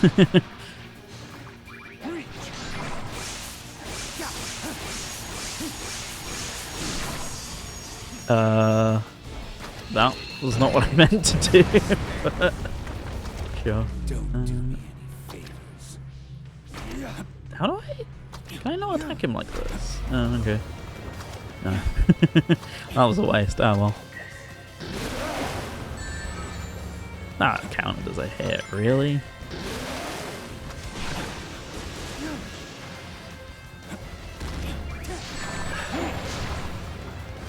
I'd like some rings, please.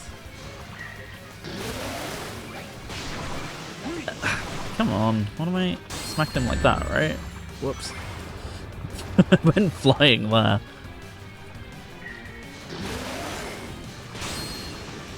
This time we're more feeling. Much more like it.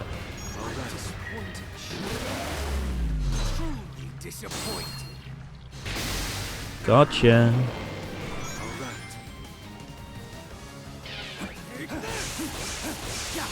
Can I please have my Chaos Control work? Thank you. Goodbye, sire.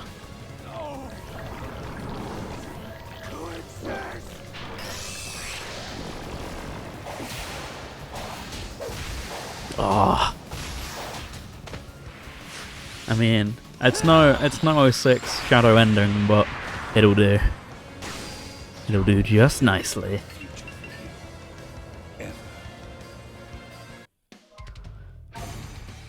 And with that, it's time for the final zone already.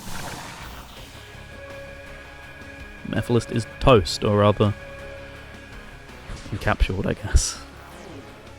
However you wanna put it. He's done for. His days are numbered. Okay.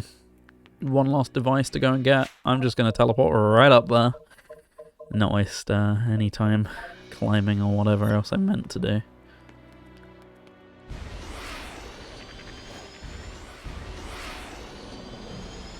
Something calls to me. Oh. Okay.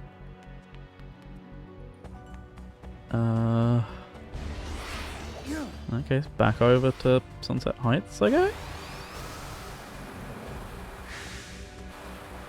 I've clearly forgotten something here. What is the thing I need to do over here, exactly?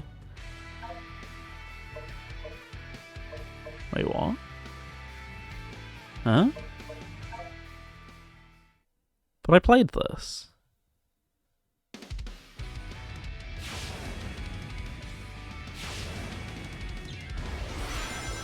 Did I just completely miss the collectible? It's like teleporting here, I guess? Weird. Oh well. Excuse to replay a stage is an excuse to replay a stage, I guess. I must have just missed it whenever I like ground pounded or something. There wasn't a way you could do that. I thought it forced you to collect it. That's a new one.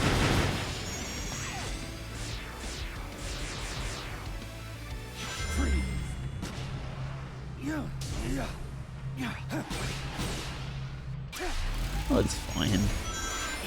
I need to kill some time anyway, some way or another, so I don't mind too much.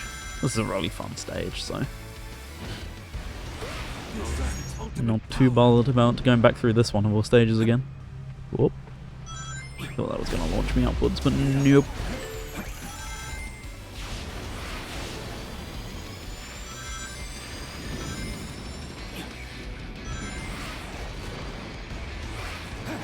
Oh, never mind. I wanted my double jump, but, you know, same button and all that. That's on me for the classic control scheme thing. See, situations like that I imagine are so much easier on the modern control scheme, but I'm a stickler. I like Generation's original controls. It's not that I'm indifferent to changing them, it's every time I've tried to do it, it's just not quite worked for me, personally, so because of that, I've just taken to sticking as I was. Oh, no boost. Boring. Or just smack into that instead after I get it all back, it's fine.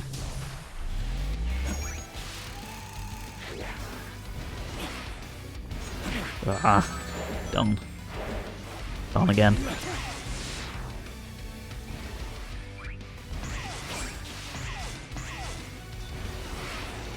Ah.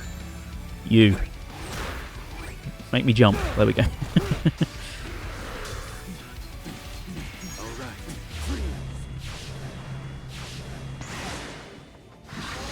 Right.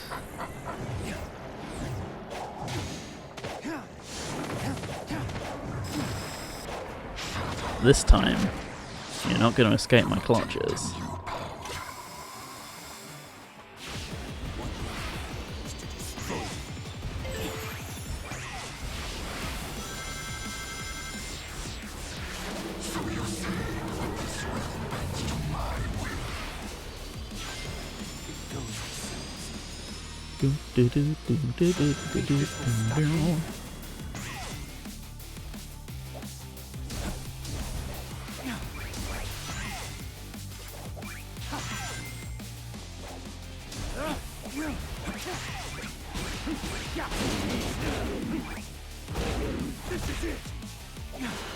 Nice. Wasn't expecting that to actually work. I know the route's there because it should work, but once again, the whole modern control scheme always makes me sweat that a little bit. Stuff like that, anyway. Whoops.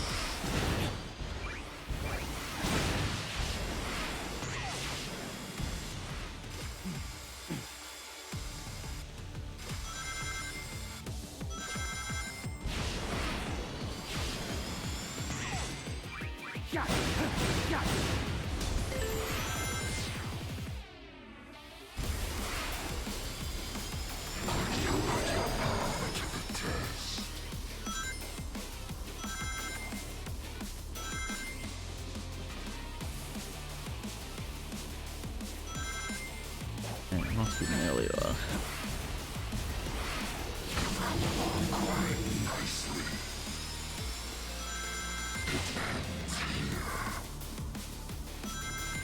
I never can run along this the way that it seems to want me to. I always just bonk into the wall for some reason. Alright, okay. And again. Right? That's just surely the same issue, right? Yeah. How do I keep missing it? Eh?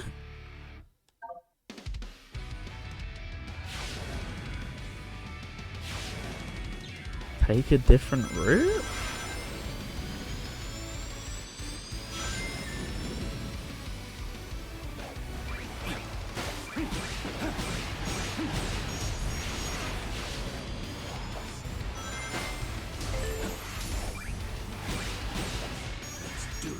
think I mentioned, this isn't an issue I had on my first playthrough, so I have no idea what I'm doing wrong, because I just did it right first try.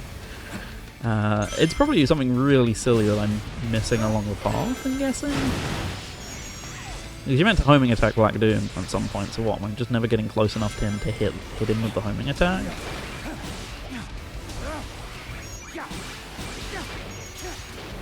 It's really odd to me, though.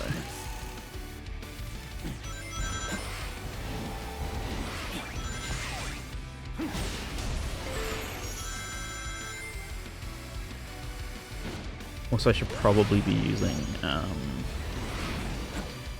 Chaos Control maybe while I'm in the section. I'm guessing that might also be of help to me.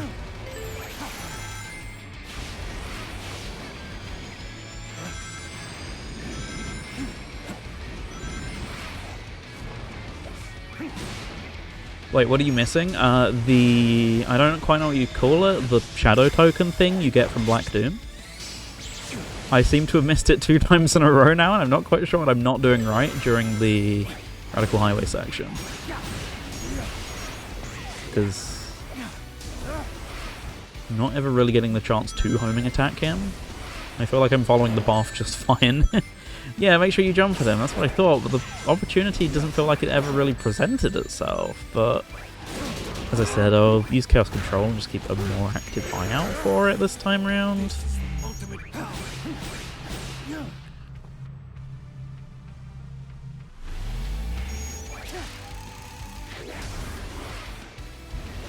It's just strange, because there wasn't a way you could miss them like this. I thought it was relatively scripted, but it's clearly being proven to me that it's not. So I thought it was weird that the Doomeye wasn't opening straight away, and the game was like, nope, nope, not for you. Yeah, this is clearly why, but I'm not sure why at the same time. So, hopefully third time's the charm here.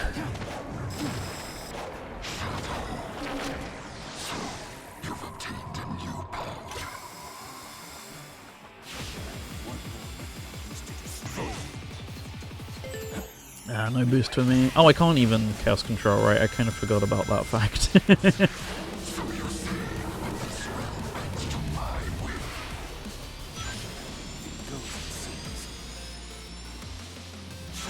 This will stop me.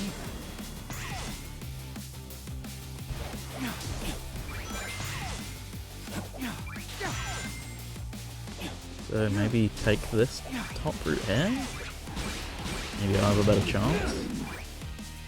No, this was the route I took last time. Still always impresses me when I make that one though, in particular.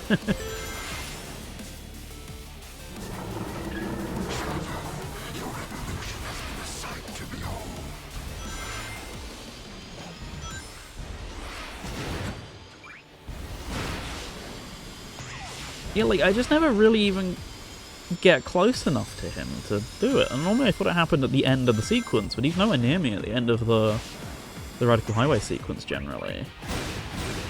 I've just been really baffled.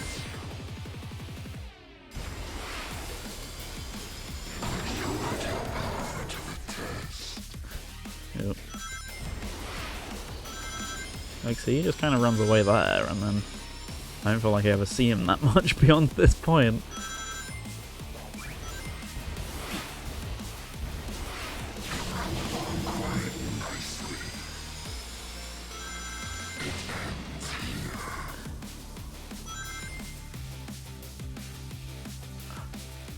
Yeah, he just runs off there, and then I don't really get the chance. Oh, unless... Ah! You have to jump at him. At that specific point. But you can somehow still get away without doing that. Okay. That's a new one. The game doesn't force you to do that. Unlike the other 2 sequences. Sure, okay. Well, that was a silly little detour on my part, but hey, we did it, so now we can actually go and get the power. Oopsies!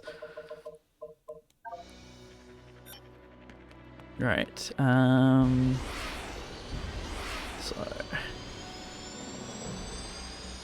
go here.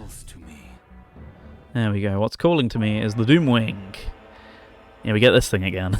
I said in mid-air. I wasn't in mid-air, but... Sure.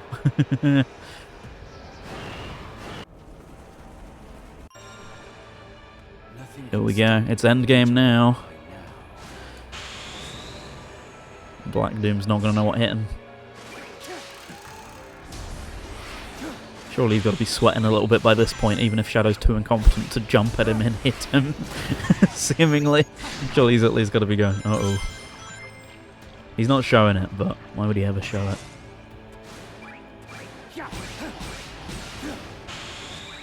Yeah, this is super cool, and the fact they give you the ability to do this in the main stages is amazing, and I much prefer it as an alternative to Super Shadow, because it really changes how you go back through some of these stages. Whoops. There you go. Got a flying nut.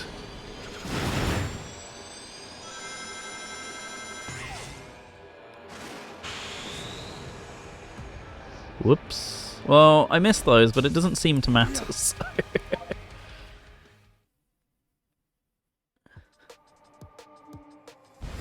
Yeah, you guessed it, Speed Highway again. But this time it's all dark and mysterious. Very different. Hey, this remix is great as well. I admittedly do miss the Cash Cash remix from Generations 3DS in this game greatly, but they were going in a different style with a lot of the stuff, so it made sense that it wouldn't fit to reuse it again. I was hoping I could do the Chaos Spear mid-air and still get away with it, but nope, it didn't travel fast enough for that. I'll overcome every obstacle with this power. Oh, beautiful.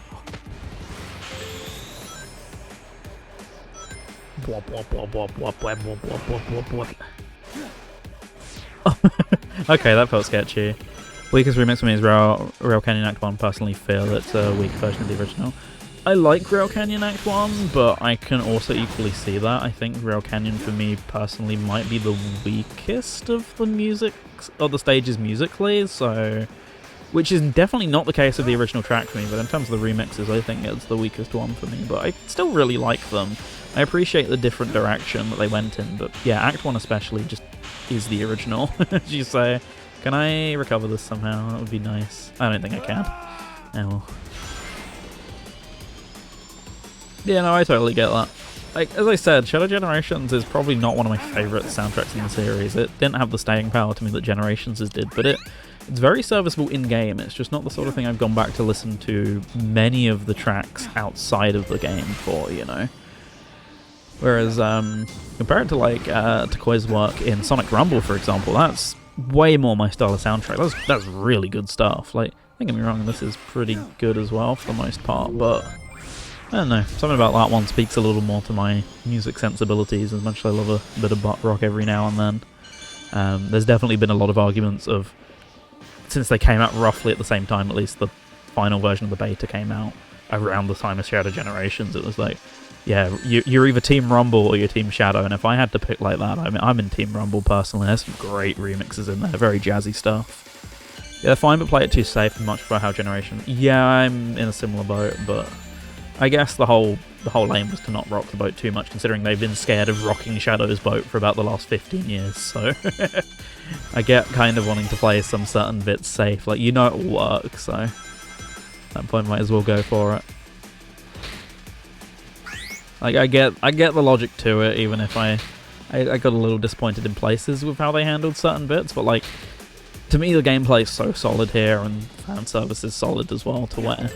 Like, all those issues, I can kind of thankfully put them to the back of my mind. Personally, anyway. And still, like, easily consider it one of the best games in the series, so... I'm glad that much is true for me, but I know that's not going to be the same for everyone, as I said, so... You know, you gotta play these things by ear and just see how you feel about it and all that. But yeah, no Chaos Control, because we're too busy being a winged boy. Whoops. Whoops again. Uh-oh. Make it back, please. Thank you. Great. That's much better. I've had some sketchy moments a lot of the time here with these Doom wings, so... At some point it's going to have to catch up to me more than it has been, so... I'm glad I've been making a few of these. I don't feel like I should have been as lucky.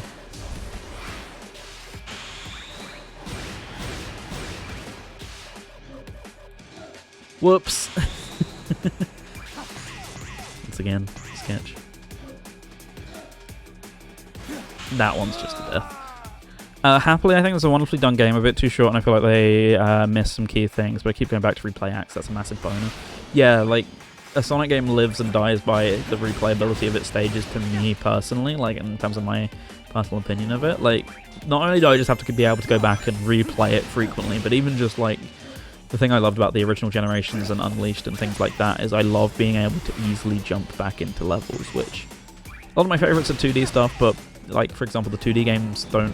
Although, like, I guess you can kind of easily do that with Sonic 3 and Knuckles and Mania and stuff, but something I never feel as incentivized to do. So certainly that's, like, a key point for me in the 3D games is the ability and my willingness to want to go and jump back into levels. Like, I always booted up Generations on the 360 just to play, like, Rooftop Run or Seaside Hill again. Same as I said with Unleashed and Colors, and there's, like, a couple of them that I go on that round route with. Even Forces, to a lesser extent, I'll sometimes hop back in for that same reason.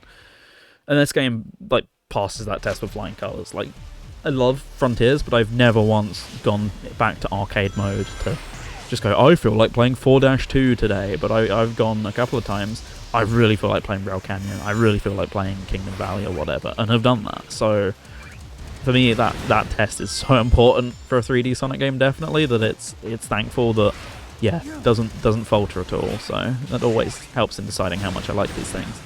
Wish I had that time. I mean, it's like 10 minutes when I'm bored in the evening, that kind of time, you know? It's not like...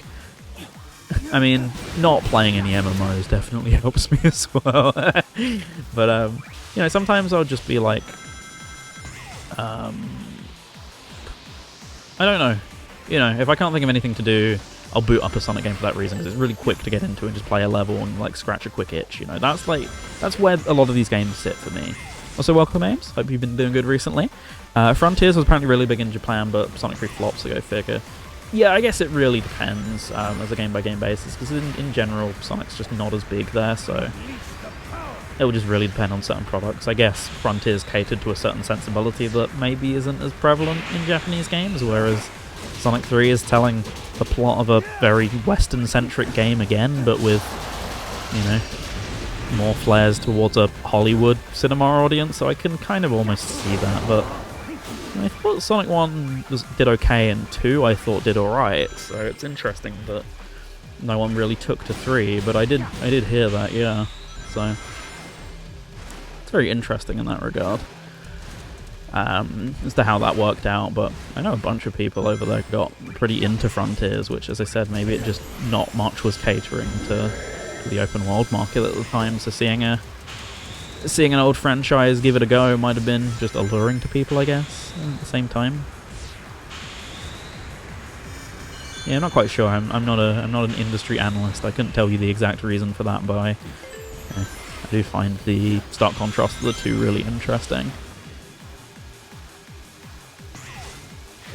Making swift progress on this one compared to Act 1, where I was completely butchering it. Been doing quite well here for the most part, I feel. Minus that. We're gonna pretend that didn't happen. I am still alive, though. I think it's because I had to replay this act a lot of times for some reason. I don't remember why.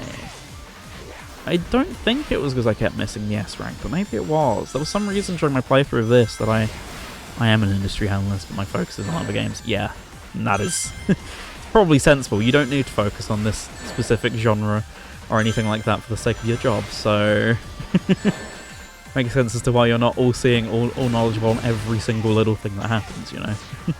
Your expertise is in other places and is much more needed in other places, and I don't have the rings to be able to save that.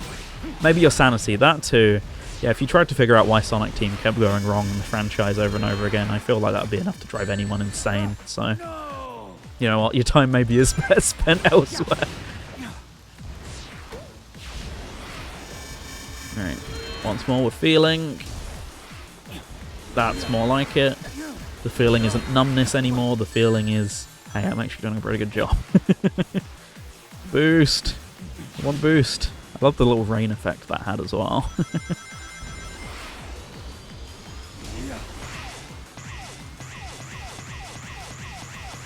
Oh, goodbye 3D Rumble. I'll miss you when I'm going back to PS3 or HD Rumble or what. I don't remember what Sony's equivalent of it's called. It's HD Rumble in my brain, okay. It's probably like haptic vibration or something. I don't know. I'll miss you when I'm going back to the simple PS3 controller, for as much as I love that janky mess of a thing. I have a bit of a soft spot for it, minus the triggers. Now that's a controller I used on PC for many a year. For some reason, when my 360 controller broke, because the cable, instead of getting a new 360 controller, I went, I'm going to get a controller that is wildly incompatible with most things. Well, once I got my drivers sorted, it worked great. So, worked for me until I got a PS4 pad eventually, and then an Xbox pad after that. Oh, I can't just go straight into the boss from here. I thought I had to climb again. Okay, well, final boss time.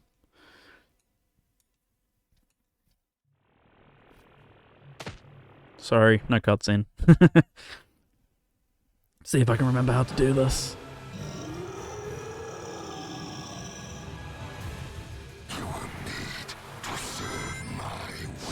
Yeah, well now I've overstayed that welcome, so tough shit for you, buddy. My 360 sticks got chewed up with my dog and batteries exploded and it still works great. Oh yeah, controllers were made of different things, even like 15 years ago. Even consoles were made of different things, I don't know what happened. Like, the thing is, technically, like, for example, the only controllers before now that were completely immune to drift was the Dreamcast and PS3. Everything else could drift, just didn't as much. So the 360 controller could easily have the same problem that a lot of our controllers do now. But, I don't know, just built with better quality stuff, I guess. Like, they were never immune to it, just these newer gen controllers are what's been, like, flagging it up a little more for people. Yeah, just it definitely, even if it's not always the case, like, you know, everyone jokes about Nintendium or whatever you want to call it, you know. The completely indestructible Nintendo consoles of old. What happened to that Nintendo Switch? I mean, Switch kind of makes sense. There's a lot of, like, small intricate parts in a handheld console anyway, and especially with all the hybrid stuff, but at the same time, we have lost a little bit of magic in there somewhere along the line in regards to these things, just like surviving falling downstairs. Again, we think of the DS as being indestructible, and apparently everyone broke their hinges, which is something I've never done on any of mine, so maybe they weren't always as we remember. We were just very careful with our stuff.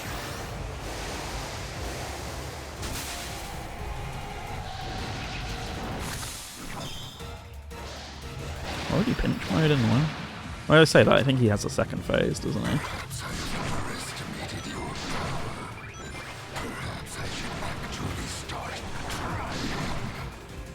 I'd prefer if you didn't.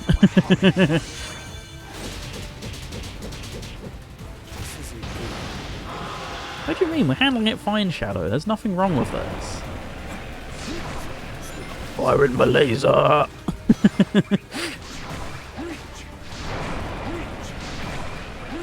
Keep reaching, keep reaching!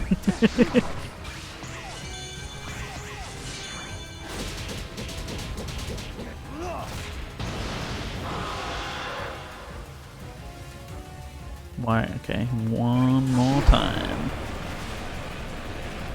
That was so sketchy, but it worked, so I don't care.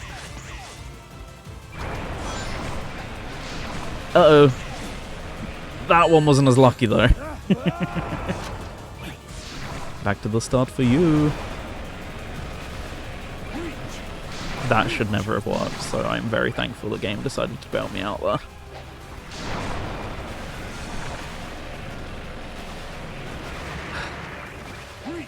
This is getting a little closer than I thought. I should lock in a little more than I am. Alright, go on. You got this. You got this, Shadow. Bam.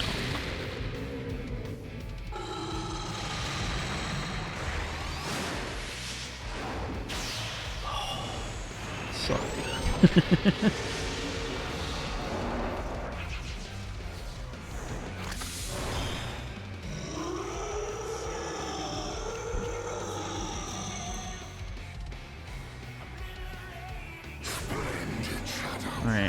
Now I gotta remember how I'm actually meant to do this section. But I said that about the last one, so we'll be fine.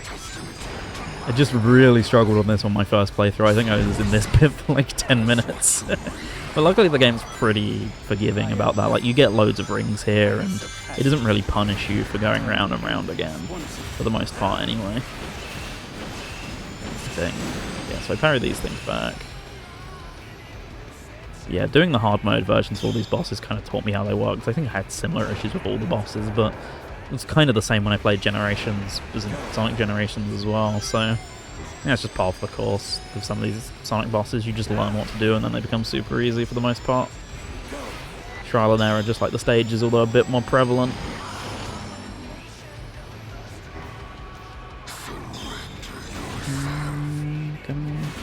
Oh. There we go, finally. Actually got to homing attack for once. Hey, infinite boost gauge is really appreciated as well.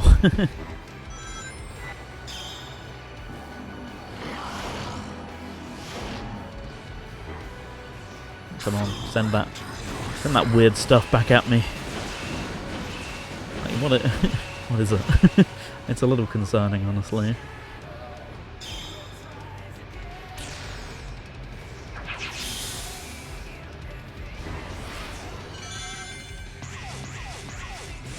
Rumble is so strong on this boss fight, by the way. On the PS5 pad, that is. Like I said, I played it on Switch a tiny bit, not this boss fight, but the game itself, and don't really remember. That was on me. I don't really remember too much like HD Rumble stuff going on, so I'm guessing it's that Sony money that made them bring it over. Drawer full of broken Joy-Cons. Oh, it's pain. Yeah, Joy-Cons are the most fragile pieces of junk ever, which is a shame because I don't mind them as controllers, but yeah, here's hoping. I mean, we're pretty sure that Switch 2 is going to have, like, what, Hall Effect sticks, which are meant to be immune to drift, so drift is 99% what goes wrong on those things, so it'll be a star at least if they have them. Let's just stop that from happening, but it sucks that they just pretend it doesn't exist. Like, I really wish they were a bit more proactive in curing it, considering I get it, there wasn't much they could really do about it. Like, all the third-party sticks that people made drifted in just a short amount of time until someone, like, did the science and figured out the Hall Effect stuff. But even then, they kind of already existed. Oh, I could have actually homing attacked and nearly finished that if I had not got caught. Yeah, like, I get, like, you couldn't get around it being an issue, but you could have been a bit nicer about actually fixing the issue, you know. Alright, there we go. Your future is already decided. Oh, no you don't, buddy.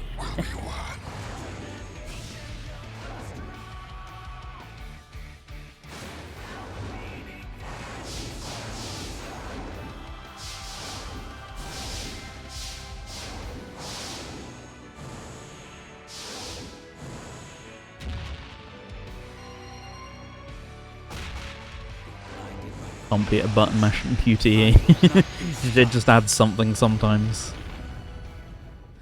Tried to explain to my aunt, who isn't a gamer, why I had to buy a new Joy-Con, and oh, they have a fault with how they're made, and did they fix the fault, and the complete confusion on my face when I said no. Yeah, it's so silly, like, why do they... Also, why is this cutscene so stretched? I've never figured it out. I thought it was a PC thing, but nope, it's on every version of the game. What is... Why did they not ever fix this in a patch? Like, Shadow just looks really squashed.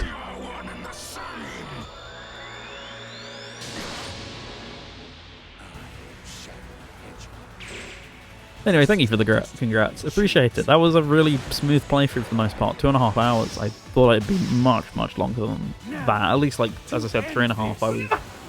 Bless you. I was anticipating. So, kind of surprised by the difference in timing from the one time I've made a time estimate for something and it actually went under it. I'm shocked. That was super fun going back through that. I've definitely been itching to play that again.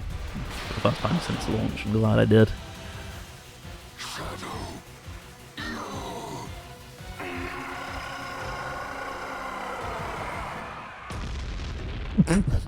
God, it just exploded.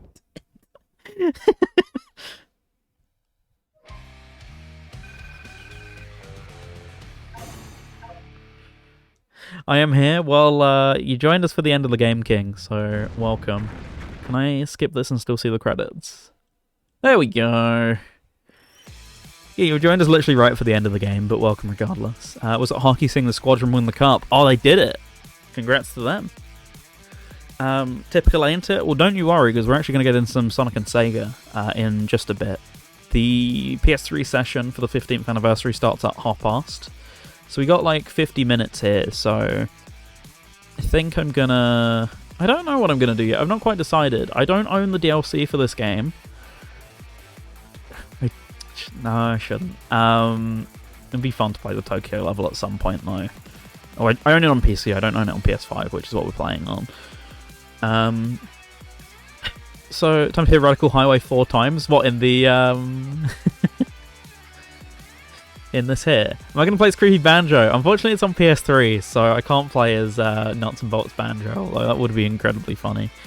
So yeah, at some point after 9, I will start switching over, so we'll put on Radio Sega and we'll have a little bit of an intermission, because I need to... For those of you who don't know, PS3 has HD copy protection, so I need to plug in a couple extra bits to disable that, which requires me to mess with my capture card a bit. So we'll do that sometime before 9, so we're ready, like, well and truly for 9:30, so... Guess a few... It will be ASR time soon, King, yeah, but just sometime after 9 I'll start setting up, so we'll go to a BRB screen. Before then, maybe a couple matches across worlds, I'm thinking. I only got a few hours of the beta left still, so... Might as well make the most of it. I'll sit through the end of the credits. Is it the online lobby day with the other people who are online? Yes, because as I said, it is the 15th anniversary of the game today, so there's like an extra effort to play the game quite a bit. So I'm actually, while we're watching the credits here, I am going to look in their server and see if anyone's starting to get ready or like what's going on, to be honest with you. So we'll see what's going on there.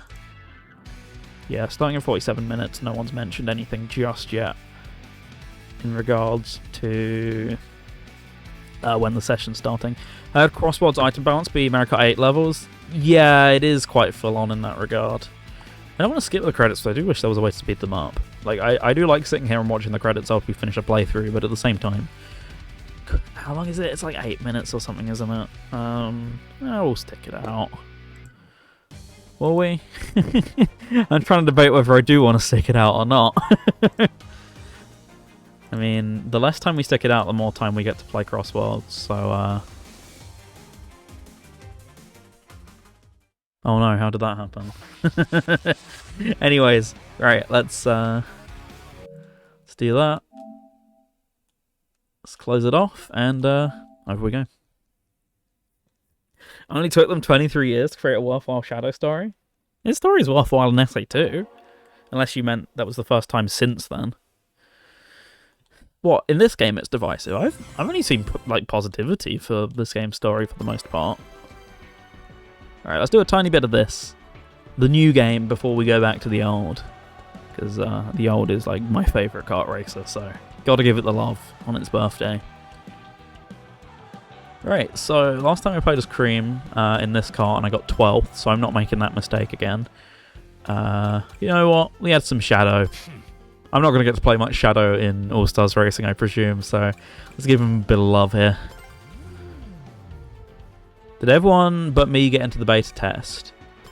Not everyone I know. There are a couple people I know who didn't get in. So it is a bit of a shame that they couldn't get everyone in, but it did seem like quite a lot of people comparatively got in, so it just makes it sting all that more for people who couldn't. Can't you just do the character glitch? Yeah, but you have to work with other people to do the character glitch, right? Like, you both have to agree to press A at the same time or whatever. Oh, the whole Shadow arc compared to how it was finished off in 05. Yeah, this is a significantly better ending for it. But I hope we are done with it and we kind of move forward going ahead. We'll see if they actually stick to that, though. Get the game chat mic on? I actually need to mute my mic, that reminds me, thank you. I don't think there is game chat though, as far as I know. Like, there's no option to disable it in the menus, so... Am I actually allowed to play this track more than once? For those of you who don't know, I streamed this last night, and I played for like nearly 3 hours, and only once got to play Wonder Museum, and that was exclusively from me quitting the game every time it didn't get picked. the game just never selected it in any lobby I was in. It's really weird. So hopefully I get to play it again anyway. I don't think I will though. Yep. Oh! It's Lime! No way. I'm going to screenshot that real quick. That's incredible. I've not played with anyone for reference. You get put into random lobbies. You can't friend join. So I've actually not run into any friends yet. That's really funny.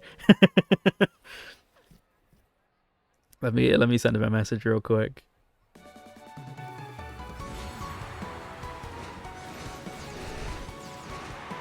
Yeah, welcome. I just messaged you. I didn't find any of my friends when I was playing this earlier, so that was a real surprise. I'm only playing for like 20 minutes before I go back to the original game, so it's only going to be a quick session, but still, nice to run into you. I'm not very good at it, but we'll see how it goes. Oh, I can't hit him with an item. I can't aim. Boring. Alright, can I get ahead? I need to do this if nothing else. I got Donic. That's not what I wanted.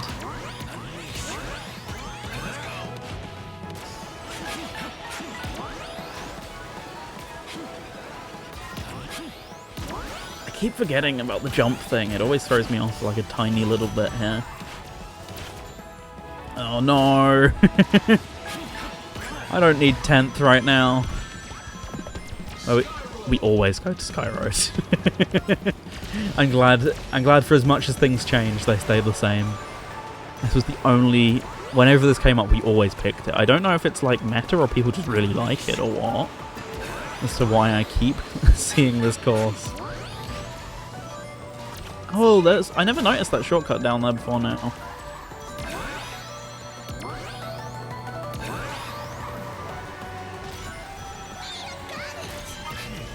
Hey, at least you can still take this one from TSR. Ah, oh, boo!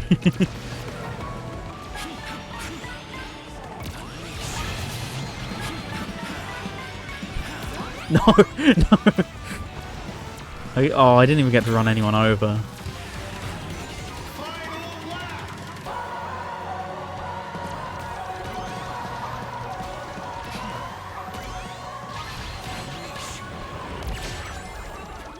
Oh my goodness.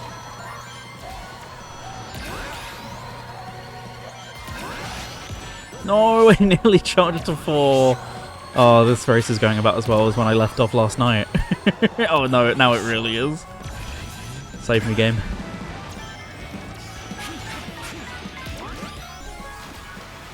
I don't think I will be getting saved, unfortunately, though. Oh, here we go. Here's my bullet bill. You know what? It could happen. I'm a believer. I got Lime. Nothing else matters.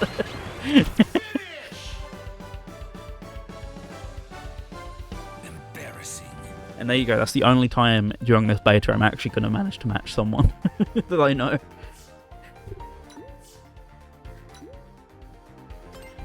Well, a Big Tasty the first. I don't know them, but it's quite a good username, to be fair.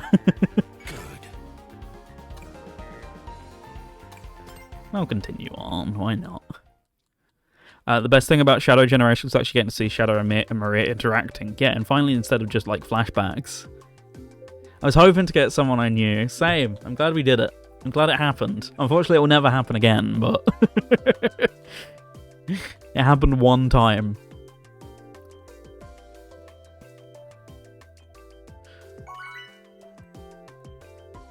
Yeah, no sign of him, unfortunately, unless he changed his combo in that, like, 10 seconds. Museum, please, please, please. If I got to play it one more time, it would all be worth it. Let's go. Oh, I need Shadow in the pink car. Why did I never think of that? Sup?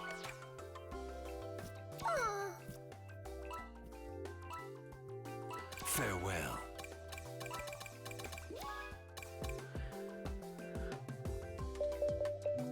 Right, where we land. Sorry, where we dropping? Oh, again. They love this track. The selector just adores it.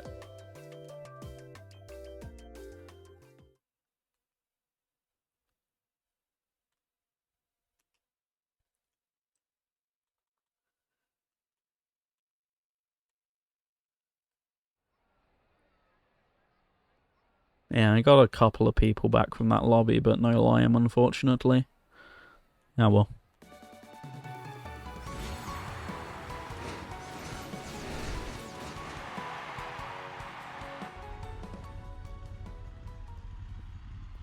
So I'll play a couple more tracks. I swear if they're all Ocean View, I will lose.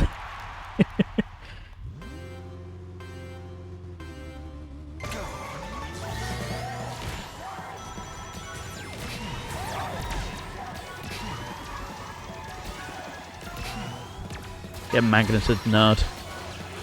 After I got magneted so many times last race. Yeah, this item balance is something to behold so far, but hey, still a chance to work on stuff like this, so I'm just hoping they do. Because, you know, this is a network test, but I hope they're not immune to taking game suggestions as well, because once we're done, they're going to send out a feedback form. I think they were like, hey, please only play if you're going to actually give us feedback. I seem to recall at some point during the sign-up process, so when that feedback form goes live, I'll definitely mention a couple things, like about the, like I know a lot of people intend to talk about the music, because, yeah, the music is a tiny bit underwhelming at times, which is a shame, but as I say, as I've said before, my hope is that a lot of the fake orchestral stuff is just placeholder for getting actual stuff done. You know, like, the track itself will roughly stay the same, but they'll, like, get actual instrumentation rather than synthesized instrumentation and stuff. It's my hope, anyway. That's probably, like, a little bit of copium. I don't hate it as much as other people do, though. I think it's pretty good, but I do also get the complaint on it a little bit equally.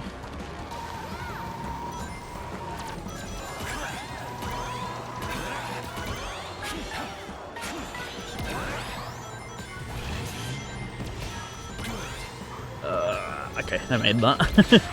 I don't turn very sharp with speed. I should go back to acceleration, but at the same time I got Shadow's cart here.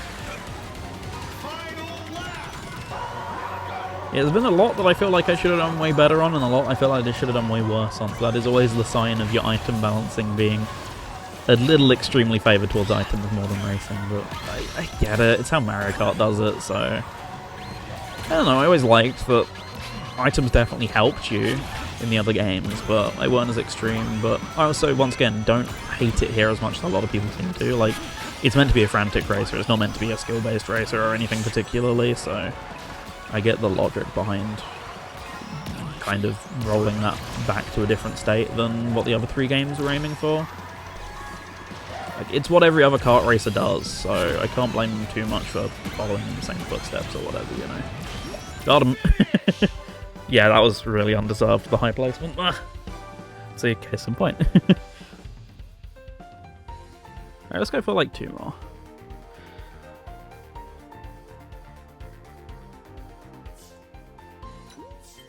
Oh, did someone drop out before we actually... Oh, yeah, that... I'm gonna guess a bot doesn't have YouTube in their name, so... Someone dropped out at some point there. Rage quit? Or just... Because I've not had any drops... No, it's a lie. I had one drop mid-race, but I think we all dropped from the lobby. I think that did happen once, but it was relatively early in the race, so I didn't think too much about it. Right, let's get on his acceleration car that I made. That works.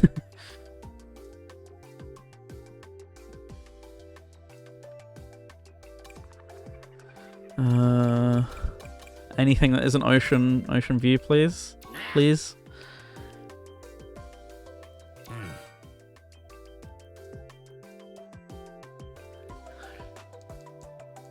Later, losers. That emote's great. Ha! Ready.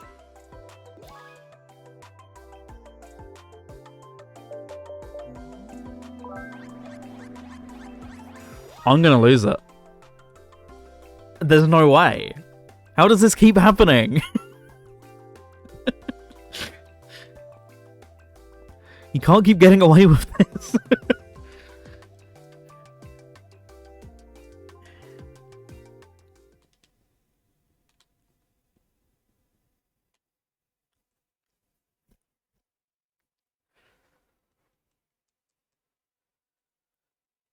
So guys, I heard you liked Ocean View. Well, funny you mention that.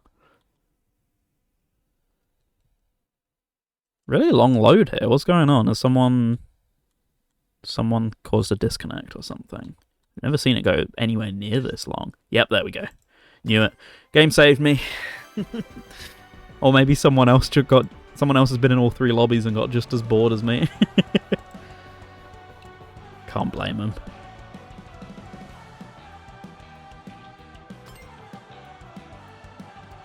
I went back to my same, went back to my old car. Right, let's fix that real quick. Wrong one.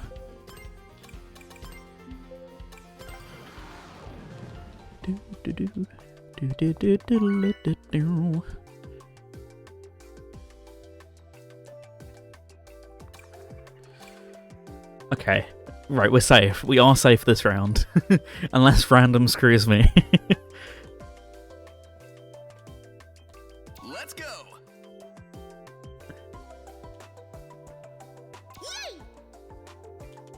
Hey guys. Aww. Later, losers.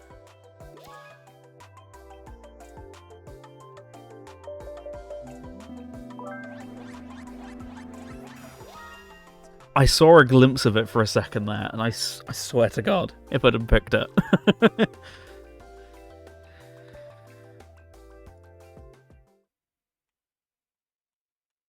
It wasn't even on the selection. There we go.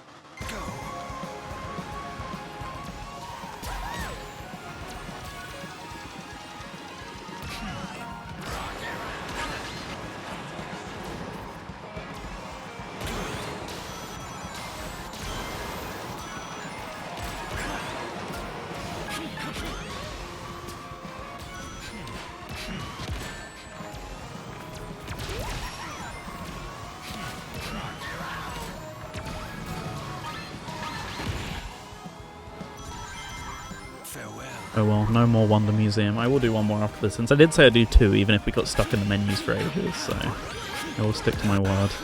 I mean, as long as I'm ready to go for like 9:30, it doesn't matter too much, but I will, as I already mentioned, be taking like 15 minutes or so, just to get the PS3 set up, stretch my legs and all the like. You know how it goes by now, when I have to do these multiple console streams, so make sure you do the same if you're in it for the long haul like me as well.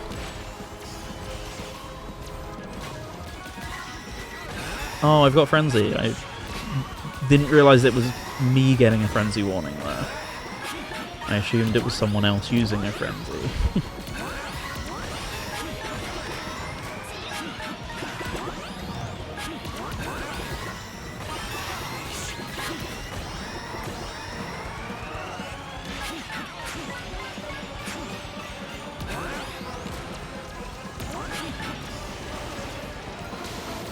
Still getting used to these playing controls, especially given that you kind of have to drift to move anywhere. It's really odd, but you get there.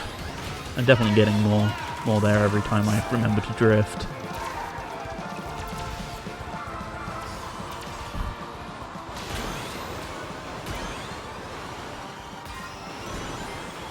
Go on, I just want that 4. There we go. I don't care if I massively lost time or whatever, just the fact that I got one works by me.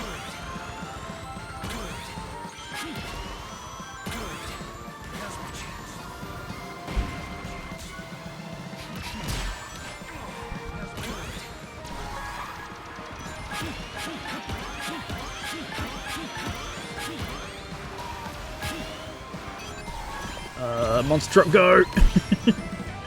I was hoping to save it a bit longer, but no, I should have used that way earlier. That's on me. Nice one. Don't feel too bad about that. I'm guessing I'm like mid-pack, 6th or something maybe. Any higher, I'll be happy. Oh, 5th. Not far off. Good. Alright, one more for the road.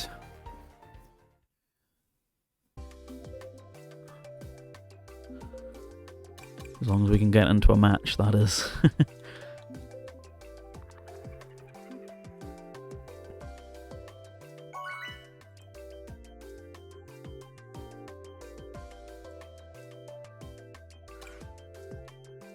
I just know it. Like, I know it's gonna choose it. Do it.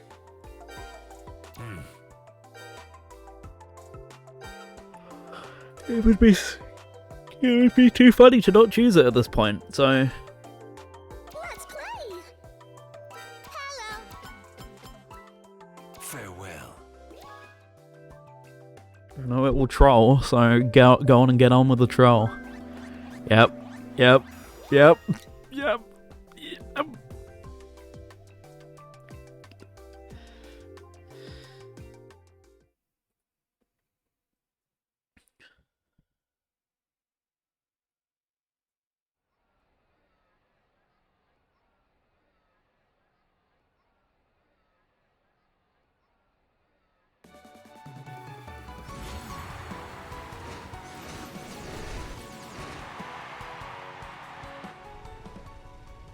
Yeah, let's do it.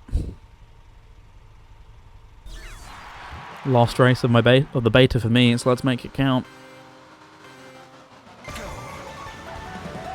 Well, I'm in first. If only for a brief moment, it counts.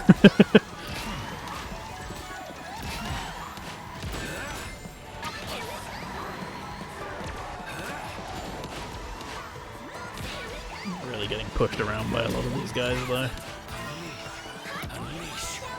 See, by that logic, I should be using power, but I'm not getting on with the control of the power vehicles. But yeah, I definitely lean more towards handling, but not the handling type. I lean towards having a bit more control, but not too much.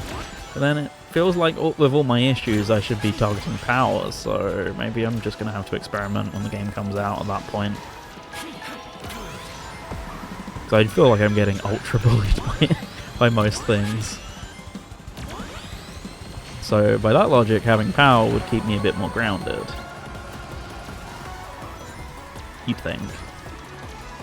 So, but unfortunately, like I said, my last race, so that's experimentation for a later time, not right now.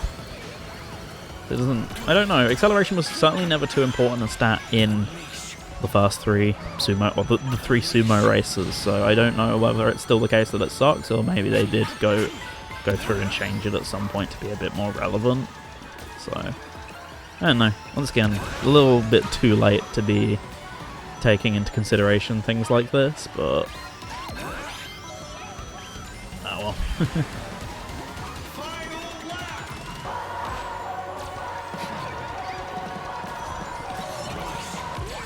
Damn it.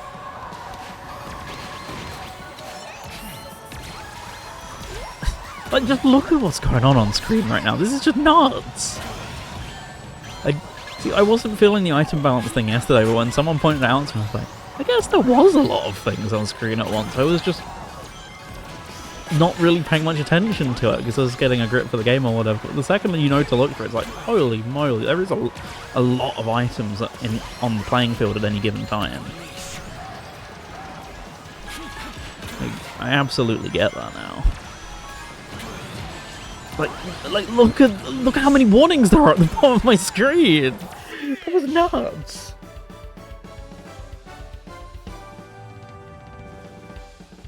Maybe power will be the meta going forward, just because I don't know. See, I heard rumors that people were speedrunning this, and I'm like, it's an online. How do you time trial or speedrun online? So I don't know how much science has gone into like the best combos or whatever now, especially when so little of the roster's here. It would make whatever kind of pointless, wouldn't it? But yeah. Right, anyways. I am going to go BRB for like 15 minutes. So going to go and get a drink, do some other bits, and set up the PS3. So a good excuse if you're here with me as well to do exactly just that. So make sure you get up, stretch your legs, get a drink, something to eat, etc. because we'll be going for a couple more hours playing the original Sonic and Sega All-Stars Racing on its 50th anniversary today. So there'll be open lobbies, so if you want to come and join us and you've got a PS3, it's completely free to do so. You don't need any PS Plus or anything like you do nowadays on these modern consoles. So if you got the game, feel free to come and join the lobby. Otherwise, I'll see you all in a bit. By the way, I will be cutting the VOD here. I am one of those people who is over the 100-hour limit here on Twitch, so that my only way of cutting the VOD is manually stopping the stream. So I'll let people know when I'm ready to stop the stream, and then we'll come back up like 30 seconds later, and we'll have the All-Stars Racing stream. So see you all in a bit. I'm gonna go to the BRB screen for now. You guys probably want to listen to Sega Mix Drive, but I'm gonna let you listen to the 24/7. So we'll get that muted, and I'll speak to you all in a bit. Have a good one.